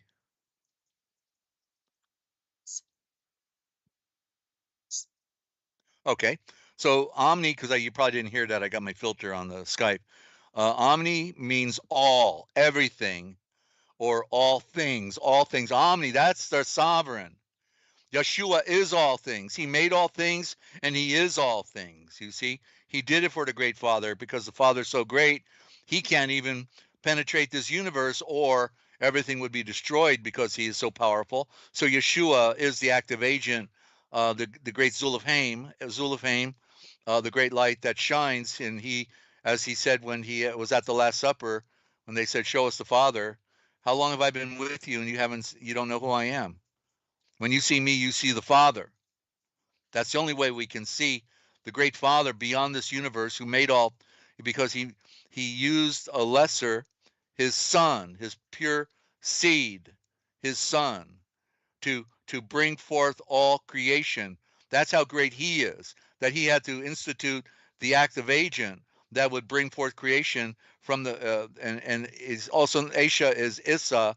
We see it corrupted into Issa, but they say Issa means woman. Well, Aisha means woman, so it's male, female, it's masculine, both yin yang. It's the kymatica, it's the duality, it's the up and the down, the in and the out, the higher and the lower, the hot and the cold. It's, you have to have the polarities of that magnetic idea in order to have creation. You have to have polarities. And so these are the the things that took me a lifetime to learn by collecting the lost writings, reading stuff that I haven't been able to bring on here yet that is relevant. There's so much. There's a mountain of it. Yavalheim, the great mountain of endless fire. Santorini's going off, right? Hear about the island of Santorini? Well, it went off at the Exodus. That's what went off during the Exodus. The greatest volcanic explosion in the history of the recorded history. Santorini, when Moses was saying, "Let my people go," the great mountain of endless fire was blowing off,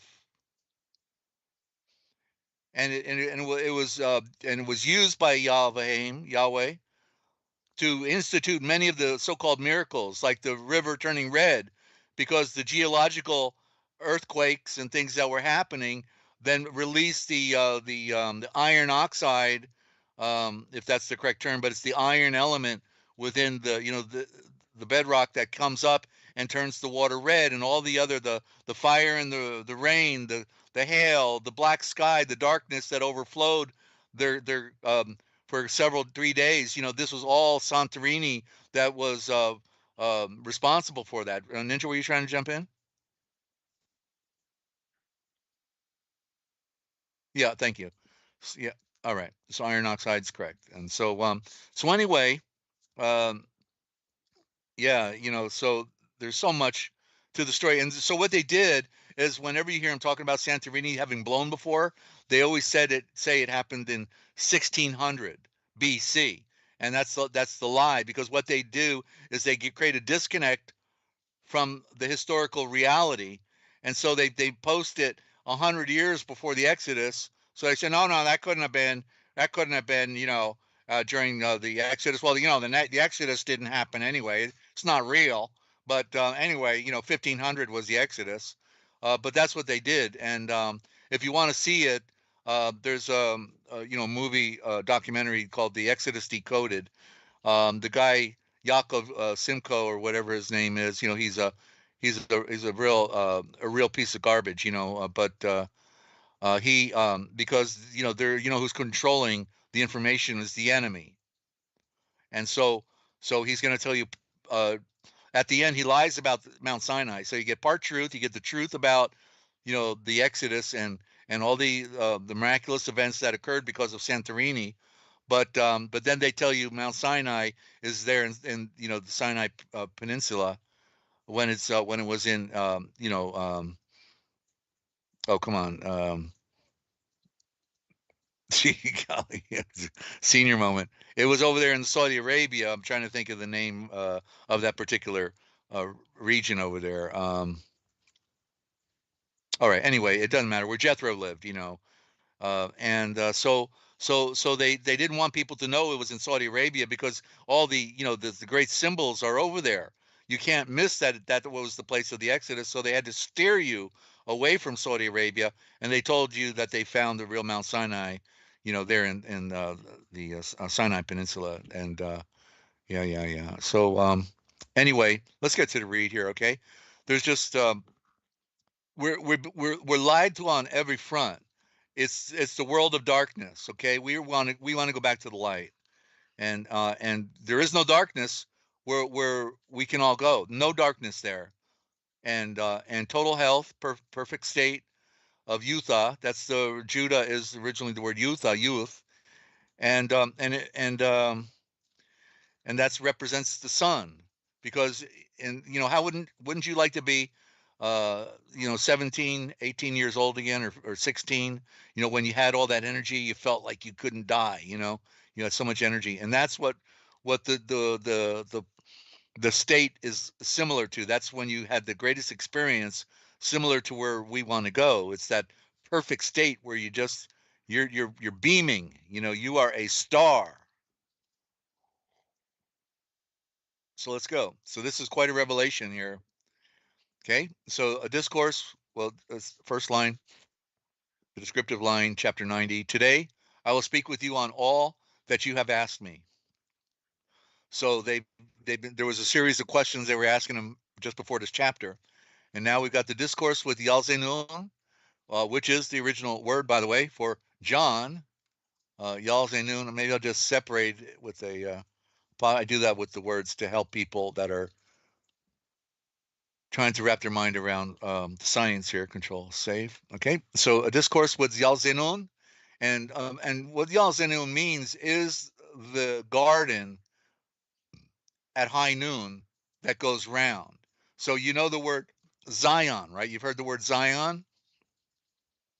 This is the original that they abbreviated into Z-I-O-N. Okay, Zaynun, and what it means is the garden at high noon. And Zay is also the word for day in the original. Wow, you see the T for the four directions. The light goes everywhere. And the Zay, the power symbol of power, right? Lightning, the above and the below, and then the AY for the eye of the sun. That's the original eye, the eye of the sun. So the Yal Ze Nun, and then they abbreviated them to 4 letters, John. Oh, okay. And yeah, so you see, it's word art, and they control you by controlling the words. So be set free, ladies and gentlemen. Pardon me? Wait, what? You have a question? Okay, you're allowed 2 questions. Go ahead. Thank you. Nobody else is asking questions, so come on. All right. I don't know how I didn't notice this a long time ago, but uh, why is the word noon so similar to moon when they're the opposites? Well, well, because first of all, you got the symbol of the N, and you were unmuted, so everybody heard your question, right? Yes. All right. So noon has the double stroke of what came down, and so if we split this, it's like telling us a story. Oh, jeez. Okay, I see it. I see now. The M also being for mother. Well, the reason the letter N is right after the letter M. M is in the middle of the alphabet. Remember, we're dealing with a a culture that uh, starts out feminine. It's female. Creation, mother is matter. And so they put their mother at the middle of everything. And so naturally the mother would be at the middle of the alphabet, and that's the letter M. And so when you split, so remember I said the duality came down, Mhm. the yin yang, the male female, the kymatica of polarities of opposites. And so right after the M, right, you get M, and then you get an N. I should have used caps on that.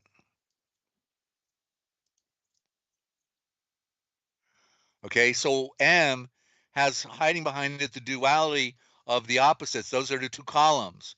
You see a V, the symbol of creation, being supported by 2 columns, and that's the M. And so a duality came down, not 1, but 2. That's why when you see, for instance, in the Deutsch, you see the word man, M-A, oh, come on, get capital here, M-A-N-N. See, that's how they spell Yeah. man. And so it's a reminder that it's the feminine coming down for creation, but man, was corrupted into criminal and sinner. That's what because it's related to the moon, and so that's in the Anglo-Saxon dictionary I produced. It's in there. And then in the Talmud, Babylonian Talmud means monster, moon star. Moon star is monster, you know, because of how it affects the psychology. So MN. So there's two powers coming down in the 2 ends. Okay, so one is what, Ninja? The circle represents what? The Zorro. The Well, circle is the Zorro, the the what this light. is the physical creation in our creation, not in the alphabet. Okay, Now we're one talking is the about. sun and one is the moon.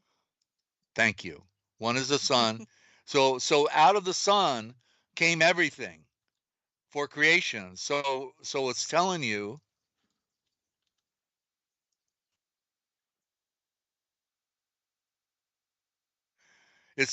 that out of the light came the symbol, because the darkness is the void, the empty void. But in nature, when he created the man, wrong word, Ashan, when he created the Ashan, he knew that he would fall, and so he represents darkness because he's wicked, he's self-centered, And so that's another form of darkness. The behavior is a form of darkness. And so Yalzenoon, in this garden, we're in the lower garden. We're not in the higher, in the light. We're in a duality where we have a choice. Do we choose the light or do we choose the darkness?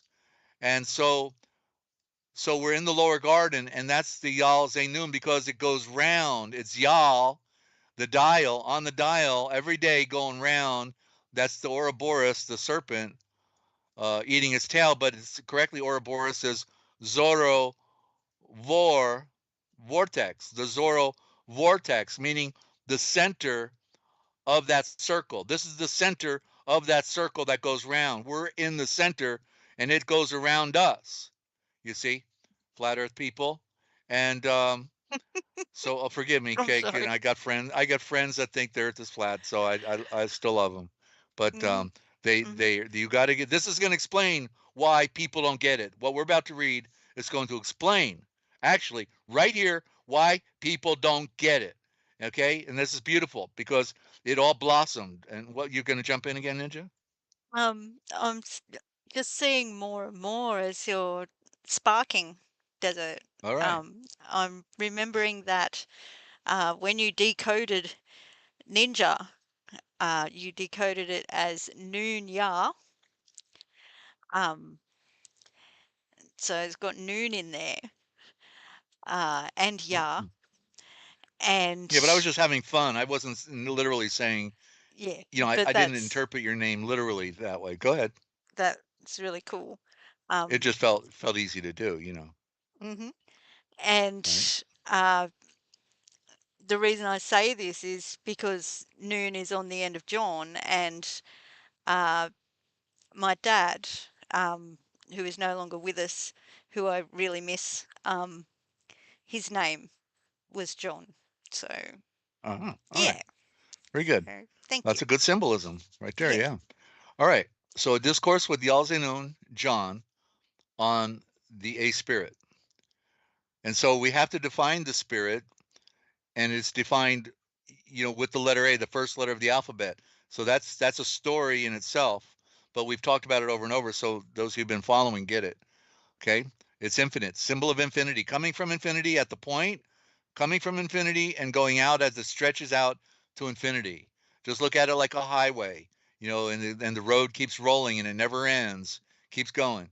Okay, so when the prayer was over, his truth seekers again came over to Yeshua, so he opens his mouth and breathes. Come near, Yalzenun, John, for today I will speak with you about what you have asked. The Alpha, a spirit, is a seal whereby the Yahweh, Yahweh, Lord, seals his elect. And there's, lek for voice, where he seals his voice. And that's why when we talk about they receive the Spirit, they speak in heavenly language, right? Because they're the elect. They are the ones chosen to be the emissary or the representative of the higher, the elect, the voice, Malek, coming from Malek, right? And so the very same seal that he gave to me, now he's talking about the great Father, right? Uh, the very same seal that I need to see again. It's implied, but it's not saying it. And for the reader, I want him to get it. So it's missing there. So the very same seal that he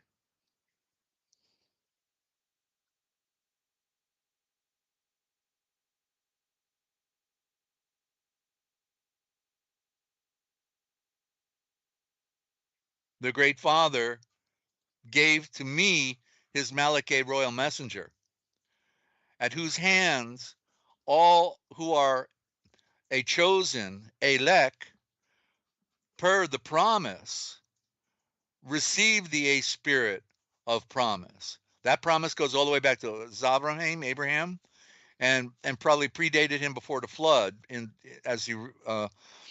As I've read in the Kolbrin and other writings, that this idea that, we would be saved, and the way we are saved is through the promise. And so when you go to Acts 2:38 and 39, in 39 and 38, it says, the question was posed, how do we get into this covenant relationship? What must we do? And then Kefe says, you be baptized, alvavatasered, correctly, alvavatasered in the Voltsar, the water, and come up a new life. And this promise is unto you. That's 39. The promise is unto you and all of your offspring, and as many as are far off. Okay, so there it is. That's the spirit of promise. And so even here, it's clarifying that. And this is so important because I think it's one of the best misunderstood topics in the in this arena, that people are not pursuing this element, which is crucial to life. Okay, so the very same seal. Let me highlight that. That's the one thing beautiful about our modern equipment, is we can create a little more emphasis with color.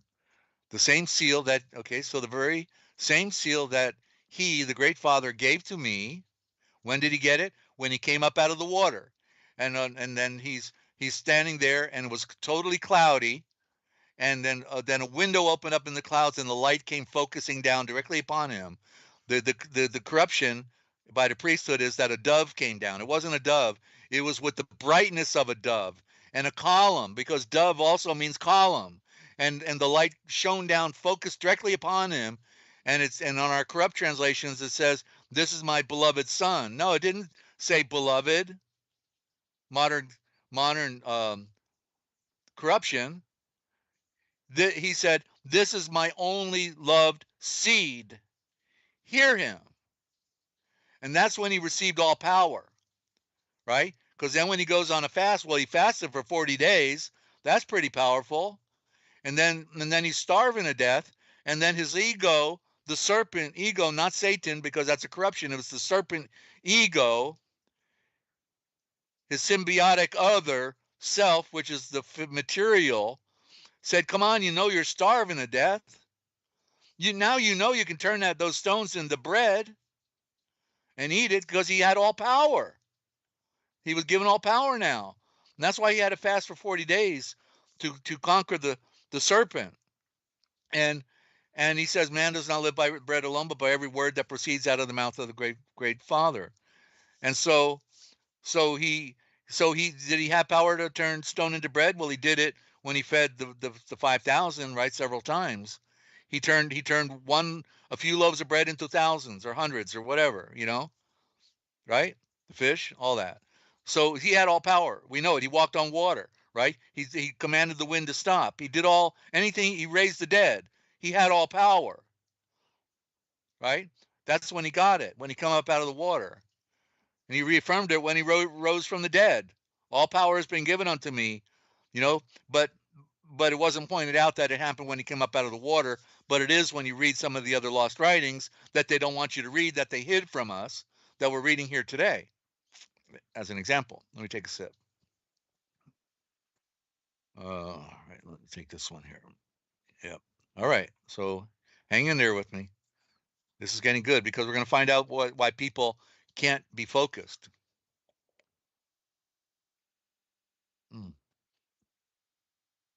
Okay, so the very same seal, verse 3 again, that he, the great Father, gave to me, his Malachi royal messenger I, royal, we should add it here because it is Yeshua. That's the distinction. Royal messenger I, because that's the I is right here. The Malachi, the voice with the message, and the I, the AY. That's original I, EYE. It's AY. It's the symbol of the sun. Both letters are the symbol of the sun. Y for yellow. And the beautiful, that's Yah love. That's where the love came from, because he loves us. The great Father loves us. That's why he gives us that symbol of the sun, because it shows he never stops shining. never stopped serving us, all maintained by Yeshua, his active agent. And so here we could put the, again, to illustrate that, again, that it's still there, just a little different. They put another E on the other end, all vowels, A, E, Y. Well, no, that A is a consonant because it's the first letter of the alphabet, but the E, Y, E, all vowels. So there's the owl. You see here, vowel is the owl. And so, and it's for looking, right? It's for seeing. So that's, the idea where it's relative to that. Okay, so gave it to his royal eye messenger, Yeshua, at whose hands all who are a chosen elect per the promise receive a spirit of promise. I should probably caps, and those are the original letters, and that's about the most important fundamental thing right there. I'll make it all caps because that's the original alphabet, and the promise looks better that way. Okay, the emphasis. So for even as the Yahweh, Yahweh Lord, is one, so is the A Spirit one. Okay, the creation of the great Zulafhaim,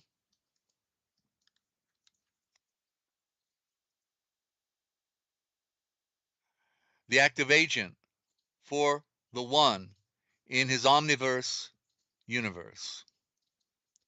For this reason, the Great Father, the Yahweh Lord, having created before all other things, his own Malakeh, royal messenger I, the Zulafhaim Elohim, misnomered as God, because it represents the lower, not the higher. The Yahweh, the Great Father, but the active agent who becomes our father for the Father, our brother, our sister, our mother. All of those elements are within the one. Okay? And remember, God is dog backwards. So where do we get this from? Before in Babylon, they took away Zulafhaim, and they gave us Elohim, which means to bend and to break. You got an elbow, right? You break, you bend your bow, and your heel, your heel is bent at your ankle, el again. You see, and so it's not bending and breaking. It's about light. It's about love, and not bending and breaking. So that's the first corruption out of Babylon. But then it went to God. So that's not original. So it went from God backing up to Elohim, but from Elohim before when they were dealing straight and being good, they had the Zulafhaim. The zoo is everything. That's zoo. You go to a zoo, you see everything. And so that's all creation is here to serve us with love for the breath, the Great Father, representative of the breath of everything and everyone. You see, it's beautiful because you can explain it. It's not abstract, it's literal. And gave to him, I'll try it again, having created before all other things, his own, I should put a capital O since it's sovereign. Oh, that didn't work. There we go. Having created before all other things, his own Malakeh, royal messenger, I. The hyphen should be on the other one. The Zulafhaim Elohim, and gave him before anything else was made, the A Spirit, a promise. So the first thing that Zulafhaim gets, who ultimately we see in the creation of Yeshua, but Yeshua is still a man, use that term, a royal eye, a Shan like us, He's like us. He becomes like us so we could become like him, the greater. You see? So he comes down and shows us how to walk and to breathe. Having created before all other things his own Malakeh, royal messenger eye, the Zul of Haim, and gave to him before anything else was made. First thing the great father's doing, he's working on his son. The first atom, the foundation, the building block, the one atom. Before anything else was made, the A spirit of promise was breathed into it. And then everything duplicated after that. The only difference was it didn't have the spirit, that it was in the one. That's why we have to be buried in Yeshua, because he is the one. And he has the spirit to give to those who want to serve him, which is, as it is, the likeness and the nature of the great Father, the Yahweh, Yahweh Lord, and the memory bank of all that the Yahweh, Yahweh Lord, has done and said and breathed. When I get done, I'll change that word to breathe. Okay, so the memory bank, so the spirit is the memory bank.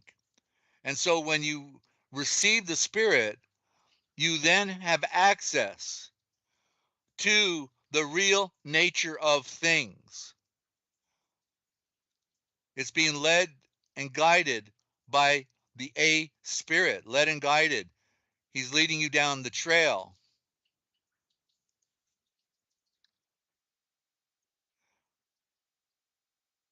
Okay? And so the follower by the A spirit sees all things better than one can see with his earthly eyes, because the earthly eyes can be deceived and in error. We should probably spell it out better.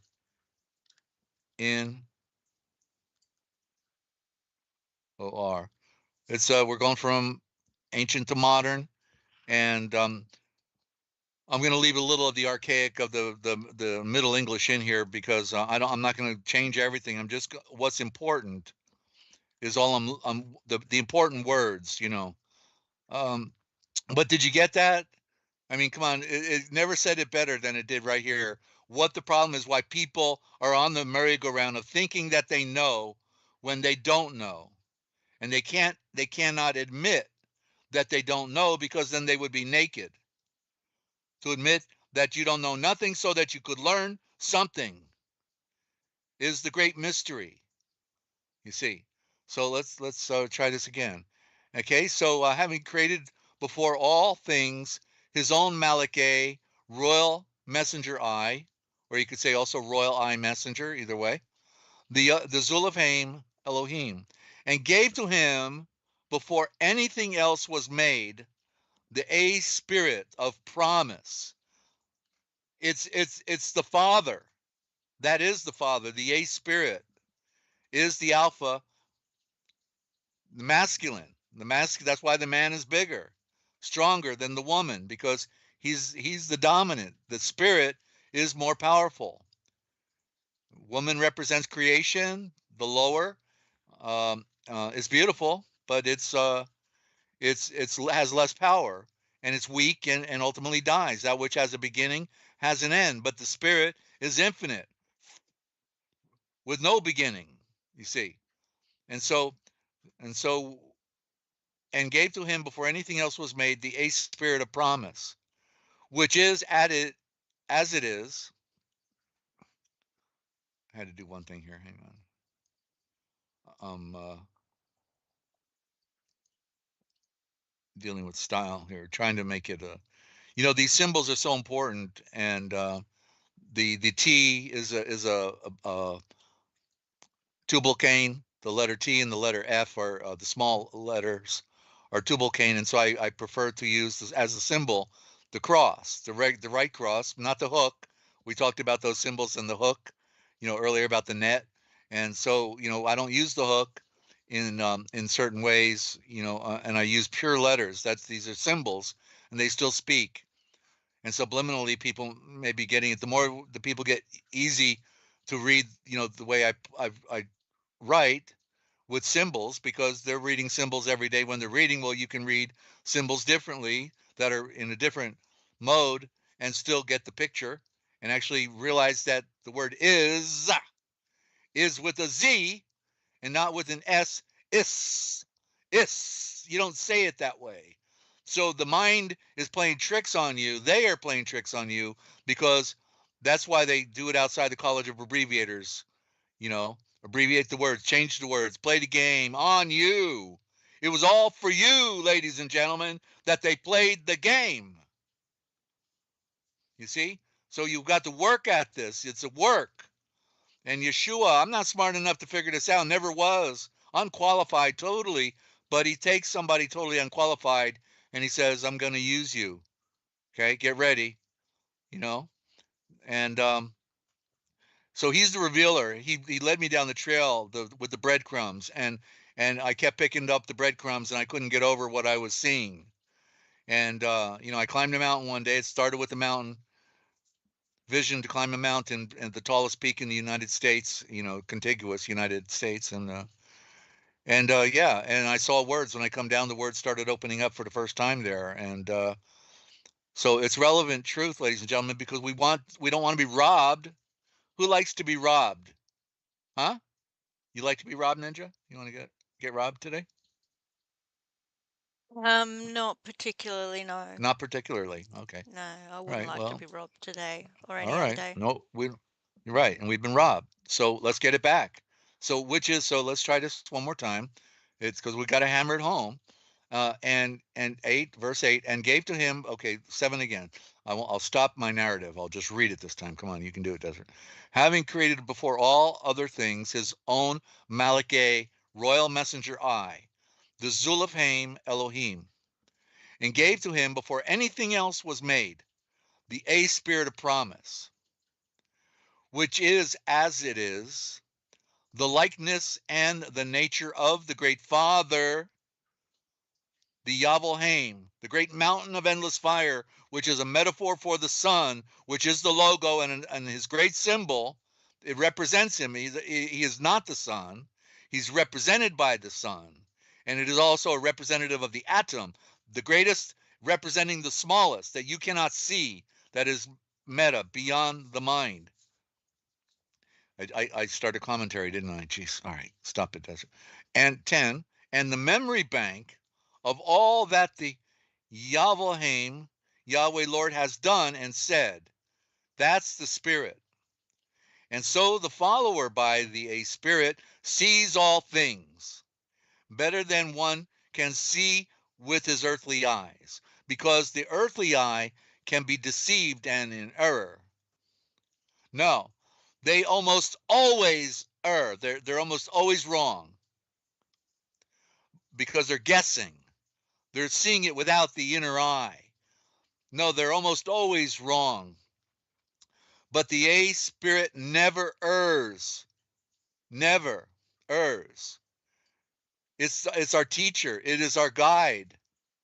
For it has the foundation, the Yavelhaim, the great Father, Yahweh Lord, and his royal eye, the eye center, the Eshavor. That's what the original word for word, and it means the royal eye center, Asha, royal eyes, vortex center. It means, and there in the word Eshavor is the word savior, Shavor. Turn off the A for a minute. Shavor, savior, Shavor, shower. Shower is a savior when you got to grow your seeds as a sower. The sower is the Shavor. The sword, if you need protection, you need the Shavor. The savior is the sword. That's how you can know that's an original word. You can't make it up. You can't make it up. It's telling you. The logo, the symbol, word for war of death. That's their word. The Jews gave us that word. because they're warmongers, they're warlocks. The bankers fund and create the wars and get you to go to the front line and be a soul dyer, a soldier, soul dyer. Die, please, and don't come back. Believe me that by the A Spirit are Zavath. Believe me that the A Spirit are the. Okay, I've got to see. I haven't read this again. I should have read it one more time when I did the final draft. Believe me that by the A Spirit are the saved, and I don't have the word the here is the problem. Okay, I see it. Are the Zavath. Okay, the word the.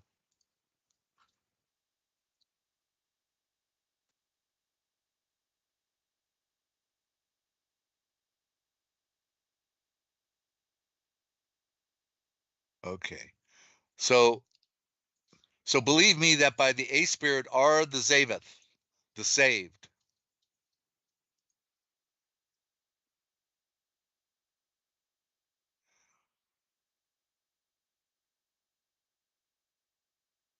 That is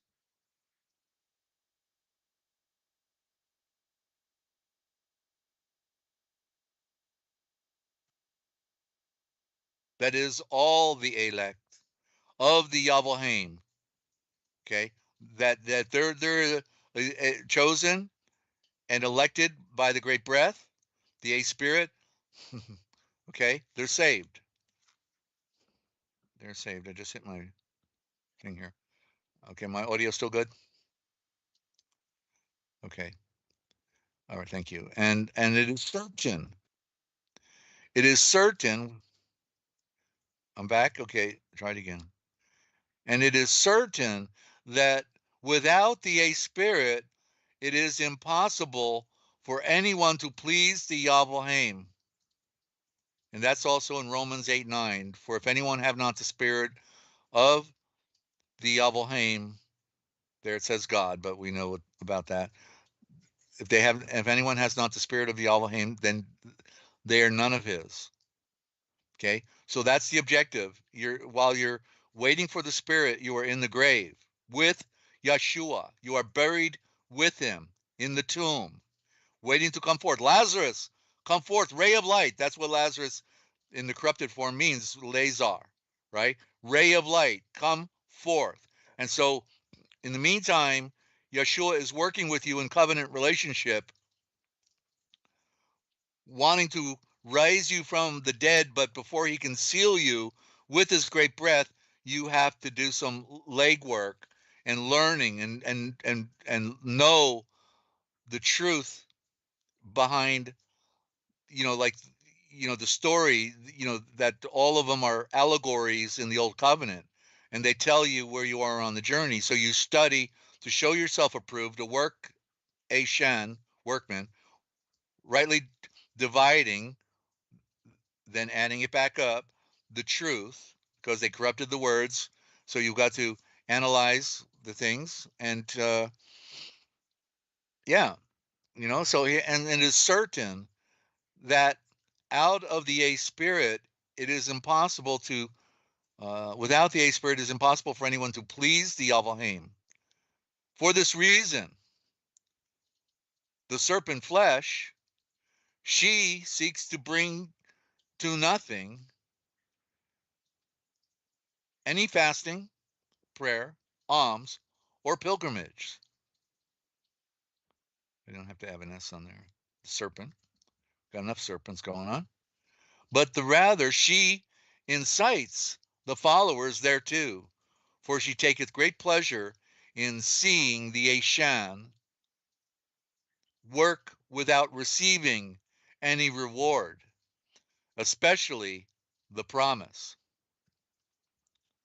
But she taketh pains with all diligence to bring the victory of light, which is faith, to nothing.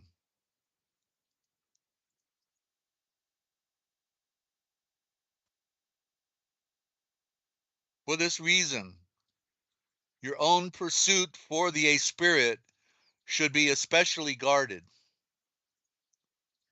Probably put a capital E on that.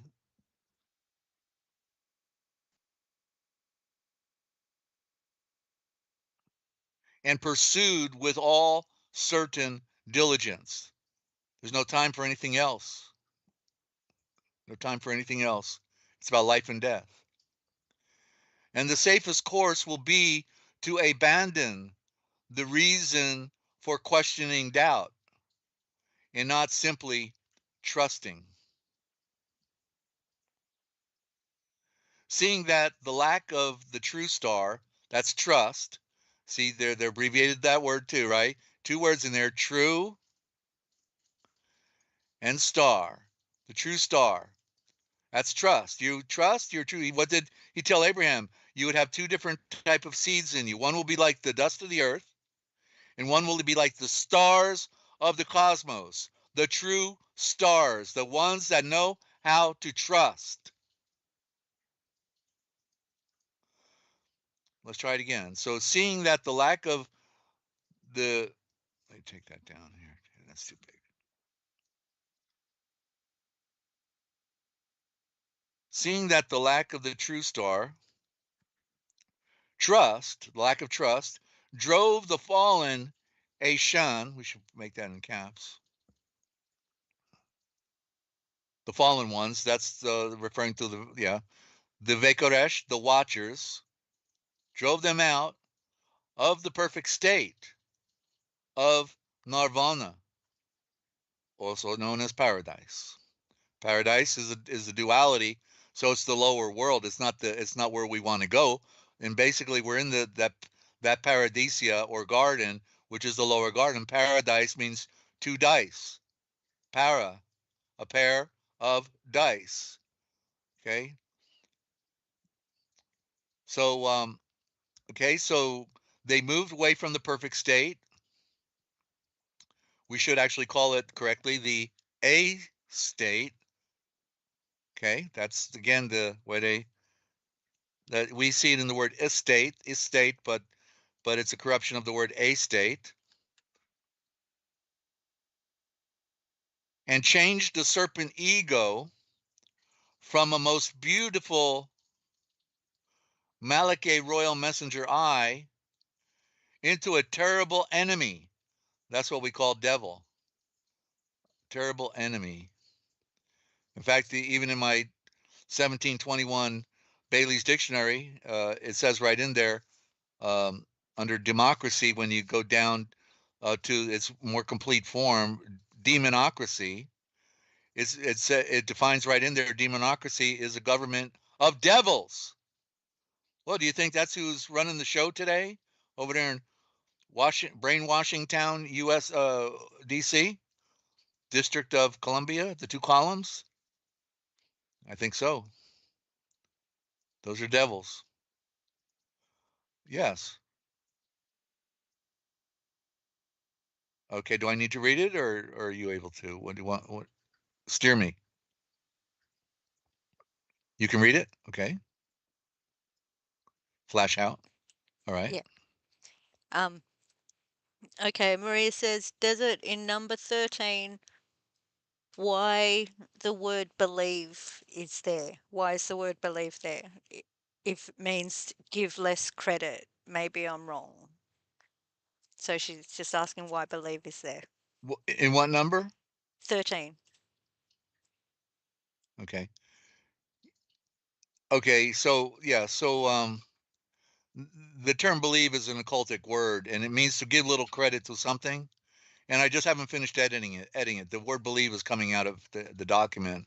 So the correct terminology would be, it's real simple. Like, in other words, if I say I'm a believer, somebody says I believe, Jesus, then they're really saying, giving little credit to him. But the idea, again, this original thought, what did it replace? What is a word that would be relative to the correct idea here? And it is the word follow me. See? Follow me, that by the A Spirit are the Zevet, the saved. And you see the D again on saved, right? There's death. There's a symbol of death. So it's not original word, and it's a bad word because it's got the D for darkness and doom and destruction. How can you be saved and you got a D for darkness and death and the sunset? You see? And so the ATF, the D was replacing the ATF, which is the auth, the author, the ether, the higher. So it's Zav. Zav by itself means save. That's where I show with that the latest dictionary of the Aramaic. I showed that the last two letters of the alphabet come to the front, and the front is the AV. And when you put them together, you get save, because it's telling you that the words that are built out of these alphabet, the alpha is the formula for being saved, zav. But the more primitive is the ATH, not ETH, which we see in Middle English. It's before that. It was the ATH. And I confirmed that from a German friend that even in the Romania, in that part of the world, they were speaking a primitive German or Deutsch, and the ATH was predominantly used as we see it in, like, the King James saveth, uh, I have faith, the ETH form. But they took out the A. You see, the A is the infinite symbol, and they put in the E, the eth, instead of the A. They call it the ether, but it's the aethor for power. If you're saved, you got power of the Spirit, you see? Okay, so I hope that helped answer the question. Good catch there, Maria. I didn't even catch it when I was reading it because I just got too much to look at. But that wasn't my focus. But yeah, there you go. See, you got to follow, and Maria's following apparently. Okay, okay. So this is the when we finish this chapter, we're done for the evening because I'm feeling it in my throat. So hang on here. Let me take another sip. Ah, boy. Okay, thank you. Let's try this again. I'll back up. So 21. Okay, let's go to 20. Seeing that the lack of the true star, the lack of trust, drove the fallen Ashan, the Vekaresh, the watchers, out of the perfect state of Nirvana, paradise, and changed the serpent ego from a most beautiful Malakeh, royal messenger eye, into a terrible enemy. The symbiotic flesh, I should probably have that all in italics. No, that's right. The symbiotic flesh being antithetical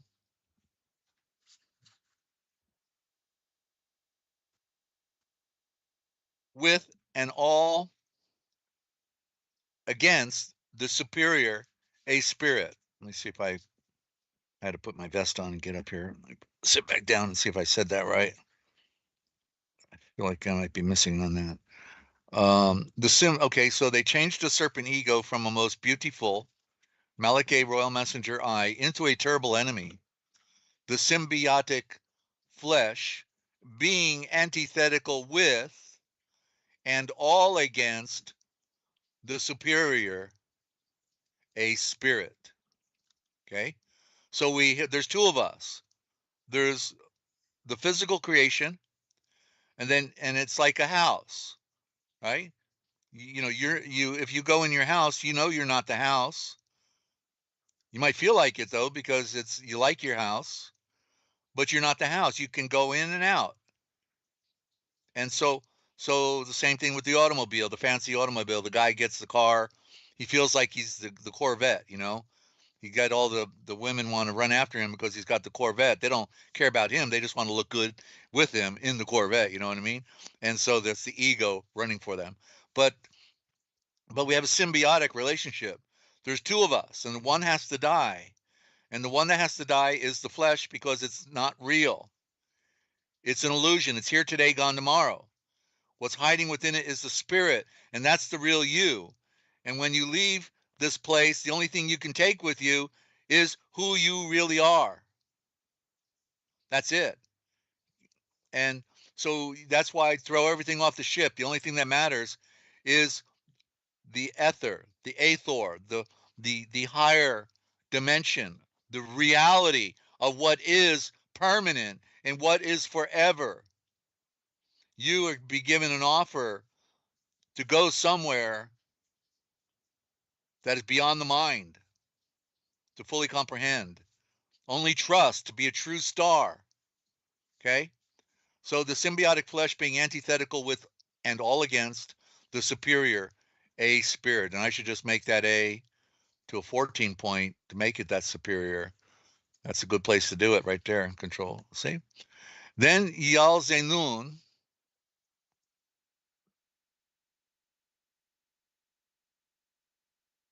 All right, never mind. Say it right there. Oh, now you're gonna. I gotta move it. All right. Boom. Then Yal Zenun John breeds. So how can we abandon the where does it come from debate, seeing that we are presented with by the A Spirit is that what we are presented with, comma, it's got to read right.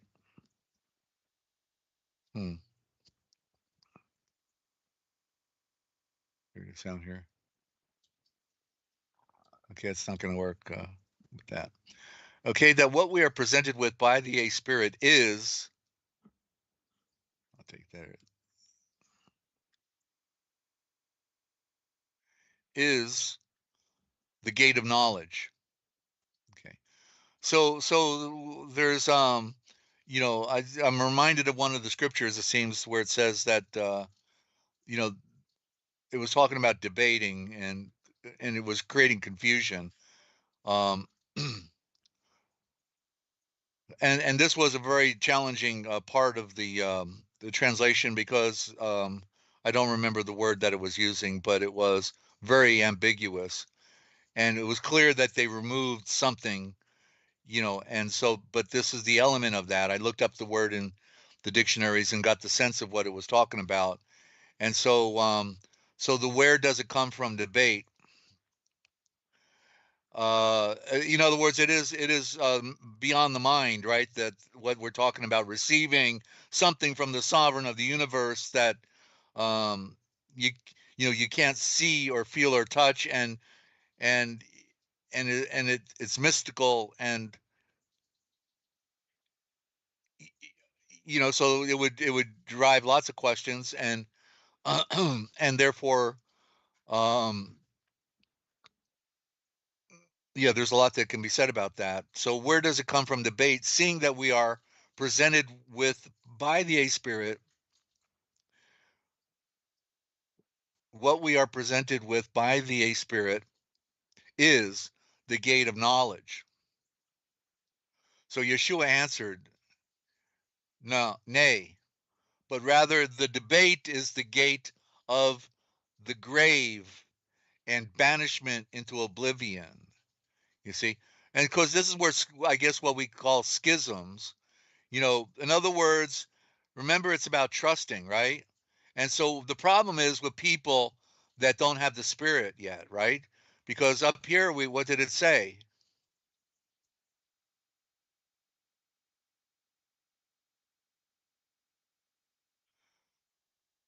Okay?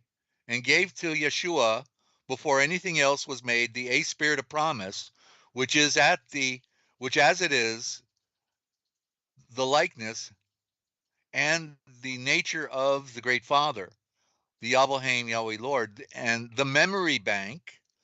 You see, so there's no more debate. There's no more question. When you got the Spirit, then it's at your disposal. At the time you need it, He reveals it. It's His will. He wants to give it to you. He wants to give you the insight into whatever perplexing matter you're dealing with. And that's the intention, because He is sovereign and you become sovereign with the sovereign.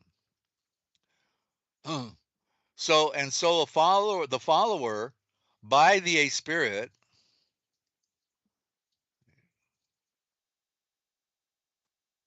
No, that didn't work.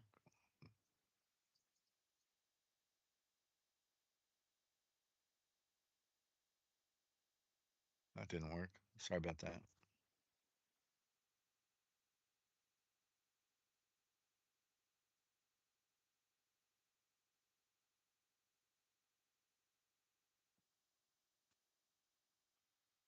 Okay.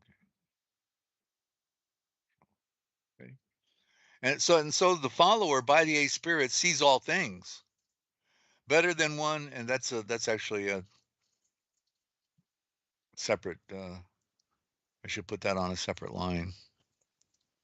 That's a statement by itself. I'll have to come back and correct that. That's number 8. That way it's easier to isolate. That's what I'm doing. I'm trying to break it down, almost one-liners, for each verse, so people can really dissect it better. Okay, so better than one can see with his earthly eyes, because the earthly eyes can be deceived and in error.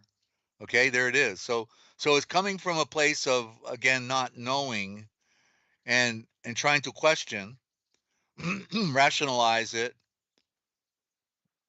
or what have you. Um, just like Yeshua said when he was in um, uh, the the garden of Gethsemane and betrayed. He says that the spirit of the spirit is willing, but the flesh is weak. And so he was creating the picture of one who has to die to this world. You have to die so that you can live. The serpent has to die. The ego, the desire for, give me this, give me that, give me that, I want more of this. Can I? Oh, let's go over here. Let's have a party. Let's what are you gonna do? For your career. This is the career. This is it. This is the career. There is no other job. Any job you have is a supplement so that you could do your real job, which is to come to the knowledge of the reality and the great mystery. And the one of the samples we put up every now and then as a quote, because you cannot be saved without helping to save others. Yeah, that's the whole goal. Once you know the truth, then you want people to be in the truth, to know that they're going to lose an opportunity for life in a day without end, ladies and gentlemen. So the symbiotic flesh is antithetical against the superior A Spirit. Then Yalzanun breeds. So how can we abandon the where does it come from debate, seeing that we are presented with the A Spirit is the gate of knowledge? Yeshua answered, nay, but rather the debate is the gate of the grave and banishment into oblivion. For this reason, Yalzinun kept silent. John kept silent, his silence, when Yeshua added, when you know that the Yavalhaim has said such a thing as, who are you, a royal Ayeshan, uh, that you should say, tell me the truth? And for what reasoning do you breathe this?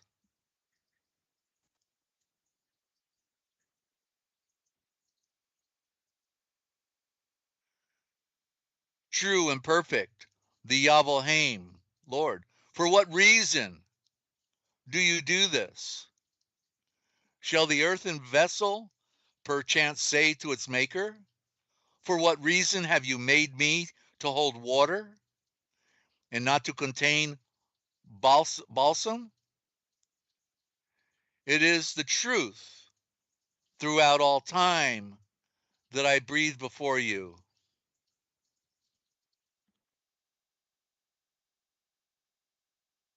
It is necessary to be fortified against every temptation, to strengthen yourself. Temptation.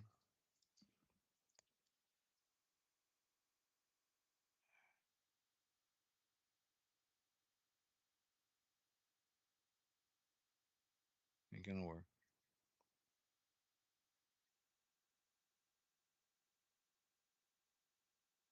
All right. It is necessary to be fortified against every temptation and to strengthen yourself with these Ashavors, breathings. The great Yahweh, Yahweh Lord, and so breathes, and so has the Yahweh done. The Yahweh so willeth, and by so doing, you will live safely and find yourself the Shalom of the eternal, eternal peace in a day without end. And so there you have it, ladies and gentlemen. It is a coming to by virtue of the original thought, because it was so clouded, and unless one were a lexicographer and a etymologist, let alone being led by the great breath of the wind and fire, the Holy Spirit, it would be impossible for the novice, what it was referring to here, people who are believing and not following, and then dedicating themselves to having the mystery unfold, realize, like the people with the King James, they say, hey, don't mess with my King James. Hey, it's, this is the only one right here. Right there in King James, what does he call himself? This homosexual King James. Not his fault, because he was kidnapped and abused by the Scottish rulers up there, and abused him and made him a puppet king when he went to England.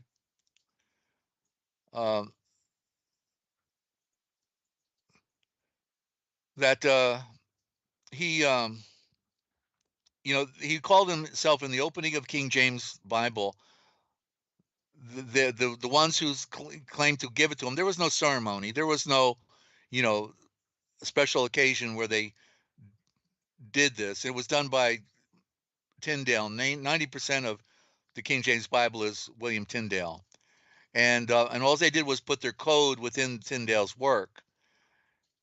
Okay, and so he calls the people that presented in the Bible called him, King James, the sovereign King James.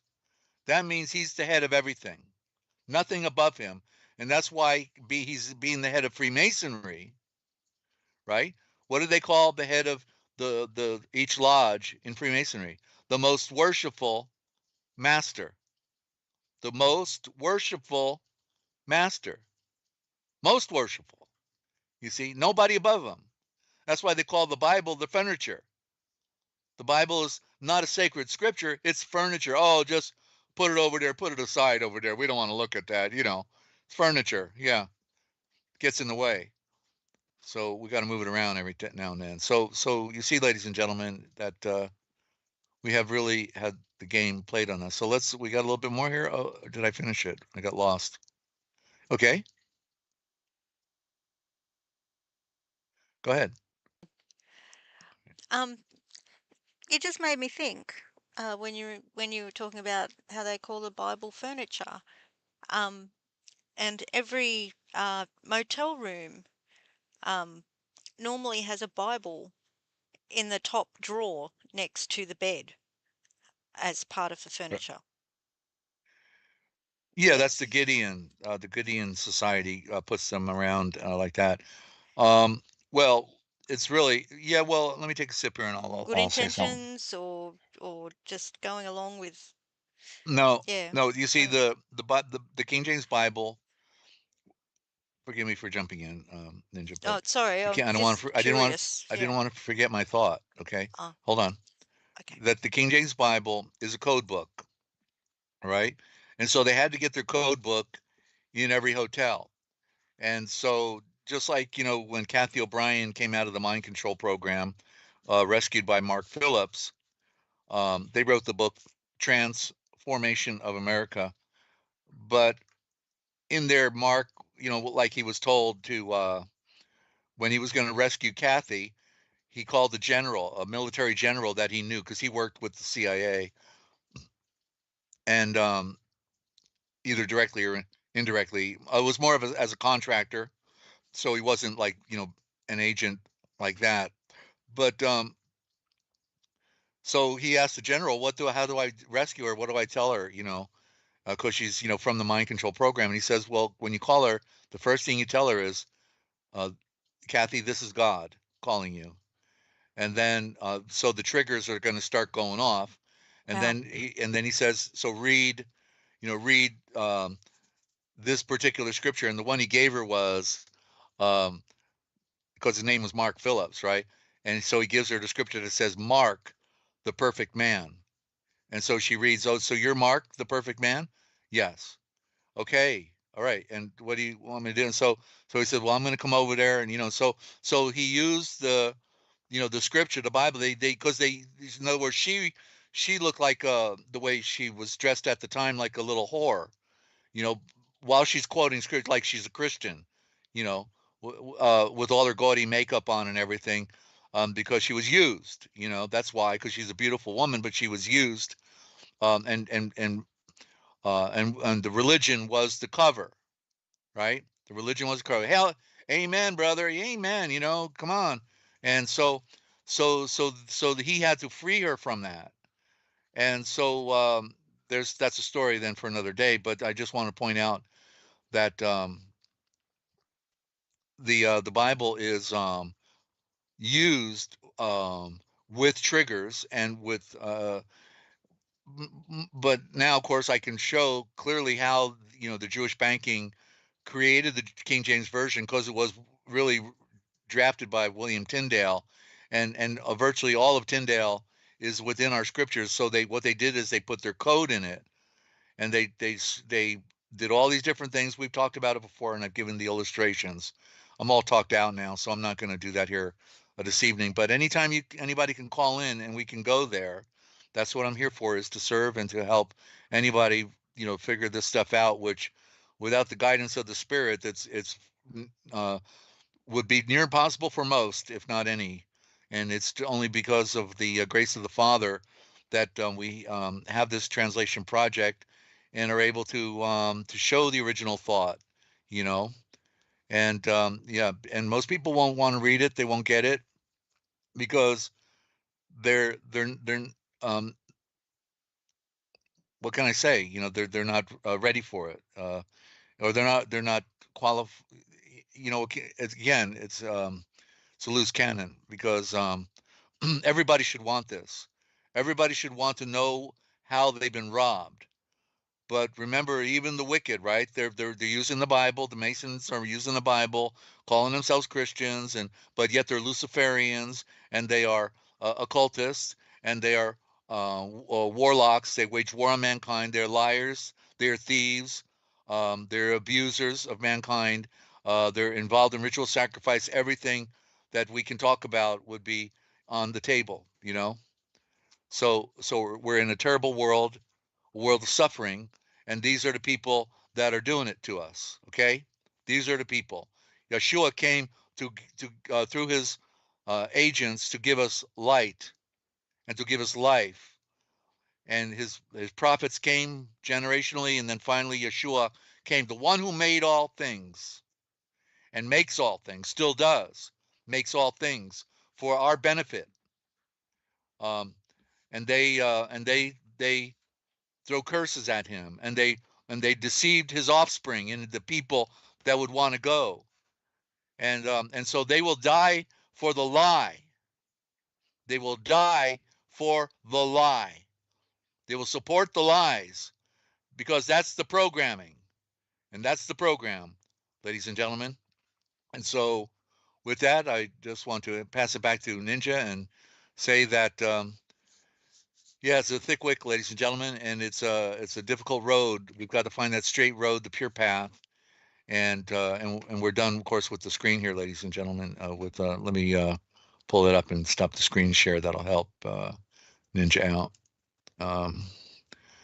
Yeah, so that was we almost did a full program anyway, even though I was going to cut it short. And but you have to be focused. You have to sacrifice the things that you might normally do if you're a creature of the world and not be of this world, and to put on the great light that shines, ladies and gentlemen. Be a light for the great light, and begin to breathe the truth. When you're new to this tradition, you don't have to be telling other people. Be it first. Be what you know you have to be within Yeshua. And then when people ask you, why are you being so nice? Why you give things to others, to that type of thing, then you become part of the greater, because we're being let out from the darkness, like the picture here, following the star. That these people from Persia, these magi, they traveled 1,000 miles. They saw it in the stars, and it was the Eastern tradition that followed Zarathustra.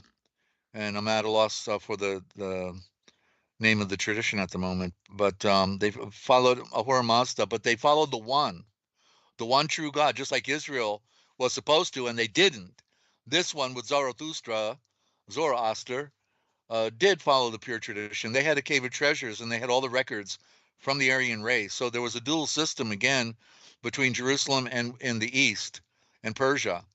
And when Israel failed, the Persians were still following the great light that shined for Zarathustra. And then it was through Cyrus, who was of this tradition, who then laid the groundwork for the people of Babylon to be set free and go back to Jerusalem. And so there's a whole lot to the story, and we've been given a condensed version of it, sliced and diced and filtered and corrupted. And so we have to put the pieces back. We have to recognize when we see something that's broken, we have to fix it. What else do we do? In other words, if you see it, what are you going to do? Close your eyes and turn away? What does the scripture say? It says the truth, 1 John 2:27, but the truth is not a part of any lie. So how can we be talking King James Version when it's a Jewish banking bastardization on the extreme end of corruption, with all the words changed and the originals removed, and you think you're going to use a roadmap and have all the words and numbers changed on the roadmap and you're going to get back home? Yeshua gives us the light that shines into the challenges that we face within this arena, and he's the revealer, but it is the Spirit that leads and guides us into all truth, not imagination, not disinformation. And the worst translations are the worst ones to get us back home. All of them are relevant. All of them are worth looking at. All of them are worth reading. Anything that inspires, anything that gives us a historical context, but and allegory and parables and all that. But the problem is that the priesthood switched out. They shuffled the scriptures. They pulled the scriptures out. They did all of these tricks. All of these tricks that knew that you would be on the religious merry-go-round and could never be set free. So be set free, ladies and gentlemen. And don't forget, we're all doing time. And so I'm grateful that you brought us together here tonight through the Great Spirit, Father, and that we have friends that are getting it. And I just want you to remember that it doesn't matter whether you're on the inside or on the outside, ladies and gentlemen, because we are all doing time. And for some of us, it's hard time, and we're never going to get over the pain. We just have to learn to deal with it, and to forgive everything, forgive everyone, your family, whatever they've done to you. It don't matter. Forgive, be set free. It doesn't free them from obligation of making things right when they've done wrong, but it frees you from the hook that we started the program talking about that hook. And because you want to be unhooked from this world, you don't care about, you know, the people that love the world. Let them have it. See what it does for them. Because it's a short journey for them. But we're on the long road, working our way back home through the enlightenment that shines. And by obeying, you know, James said, show me your victory of light without your works, and I'll show you my victory of light by my works, by what I do. What you do is the evidence of who you are and what you take with you into eternity. So I want to thank you all for tuning in, for being a part of my journey, and allowing me the opportunity to share it with all of you. And don't forget, I'm Desert Al, telling you, if you want to know the forbidden history, then you need to look right here, because it's all right here coming your way somewhere out there 7 days a week, because it's all recorded, and it's what they didn't want you to know that we tell right here, because somebody's got to do it. Do tell a friend, won't you? And look for us next Sunday, same time, same place. We're out of here.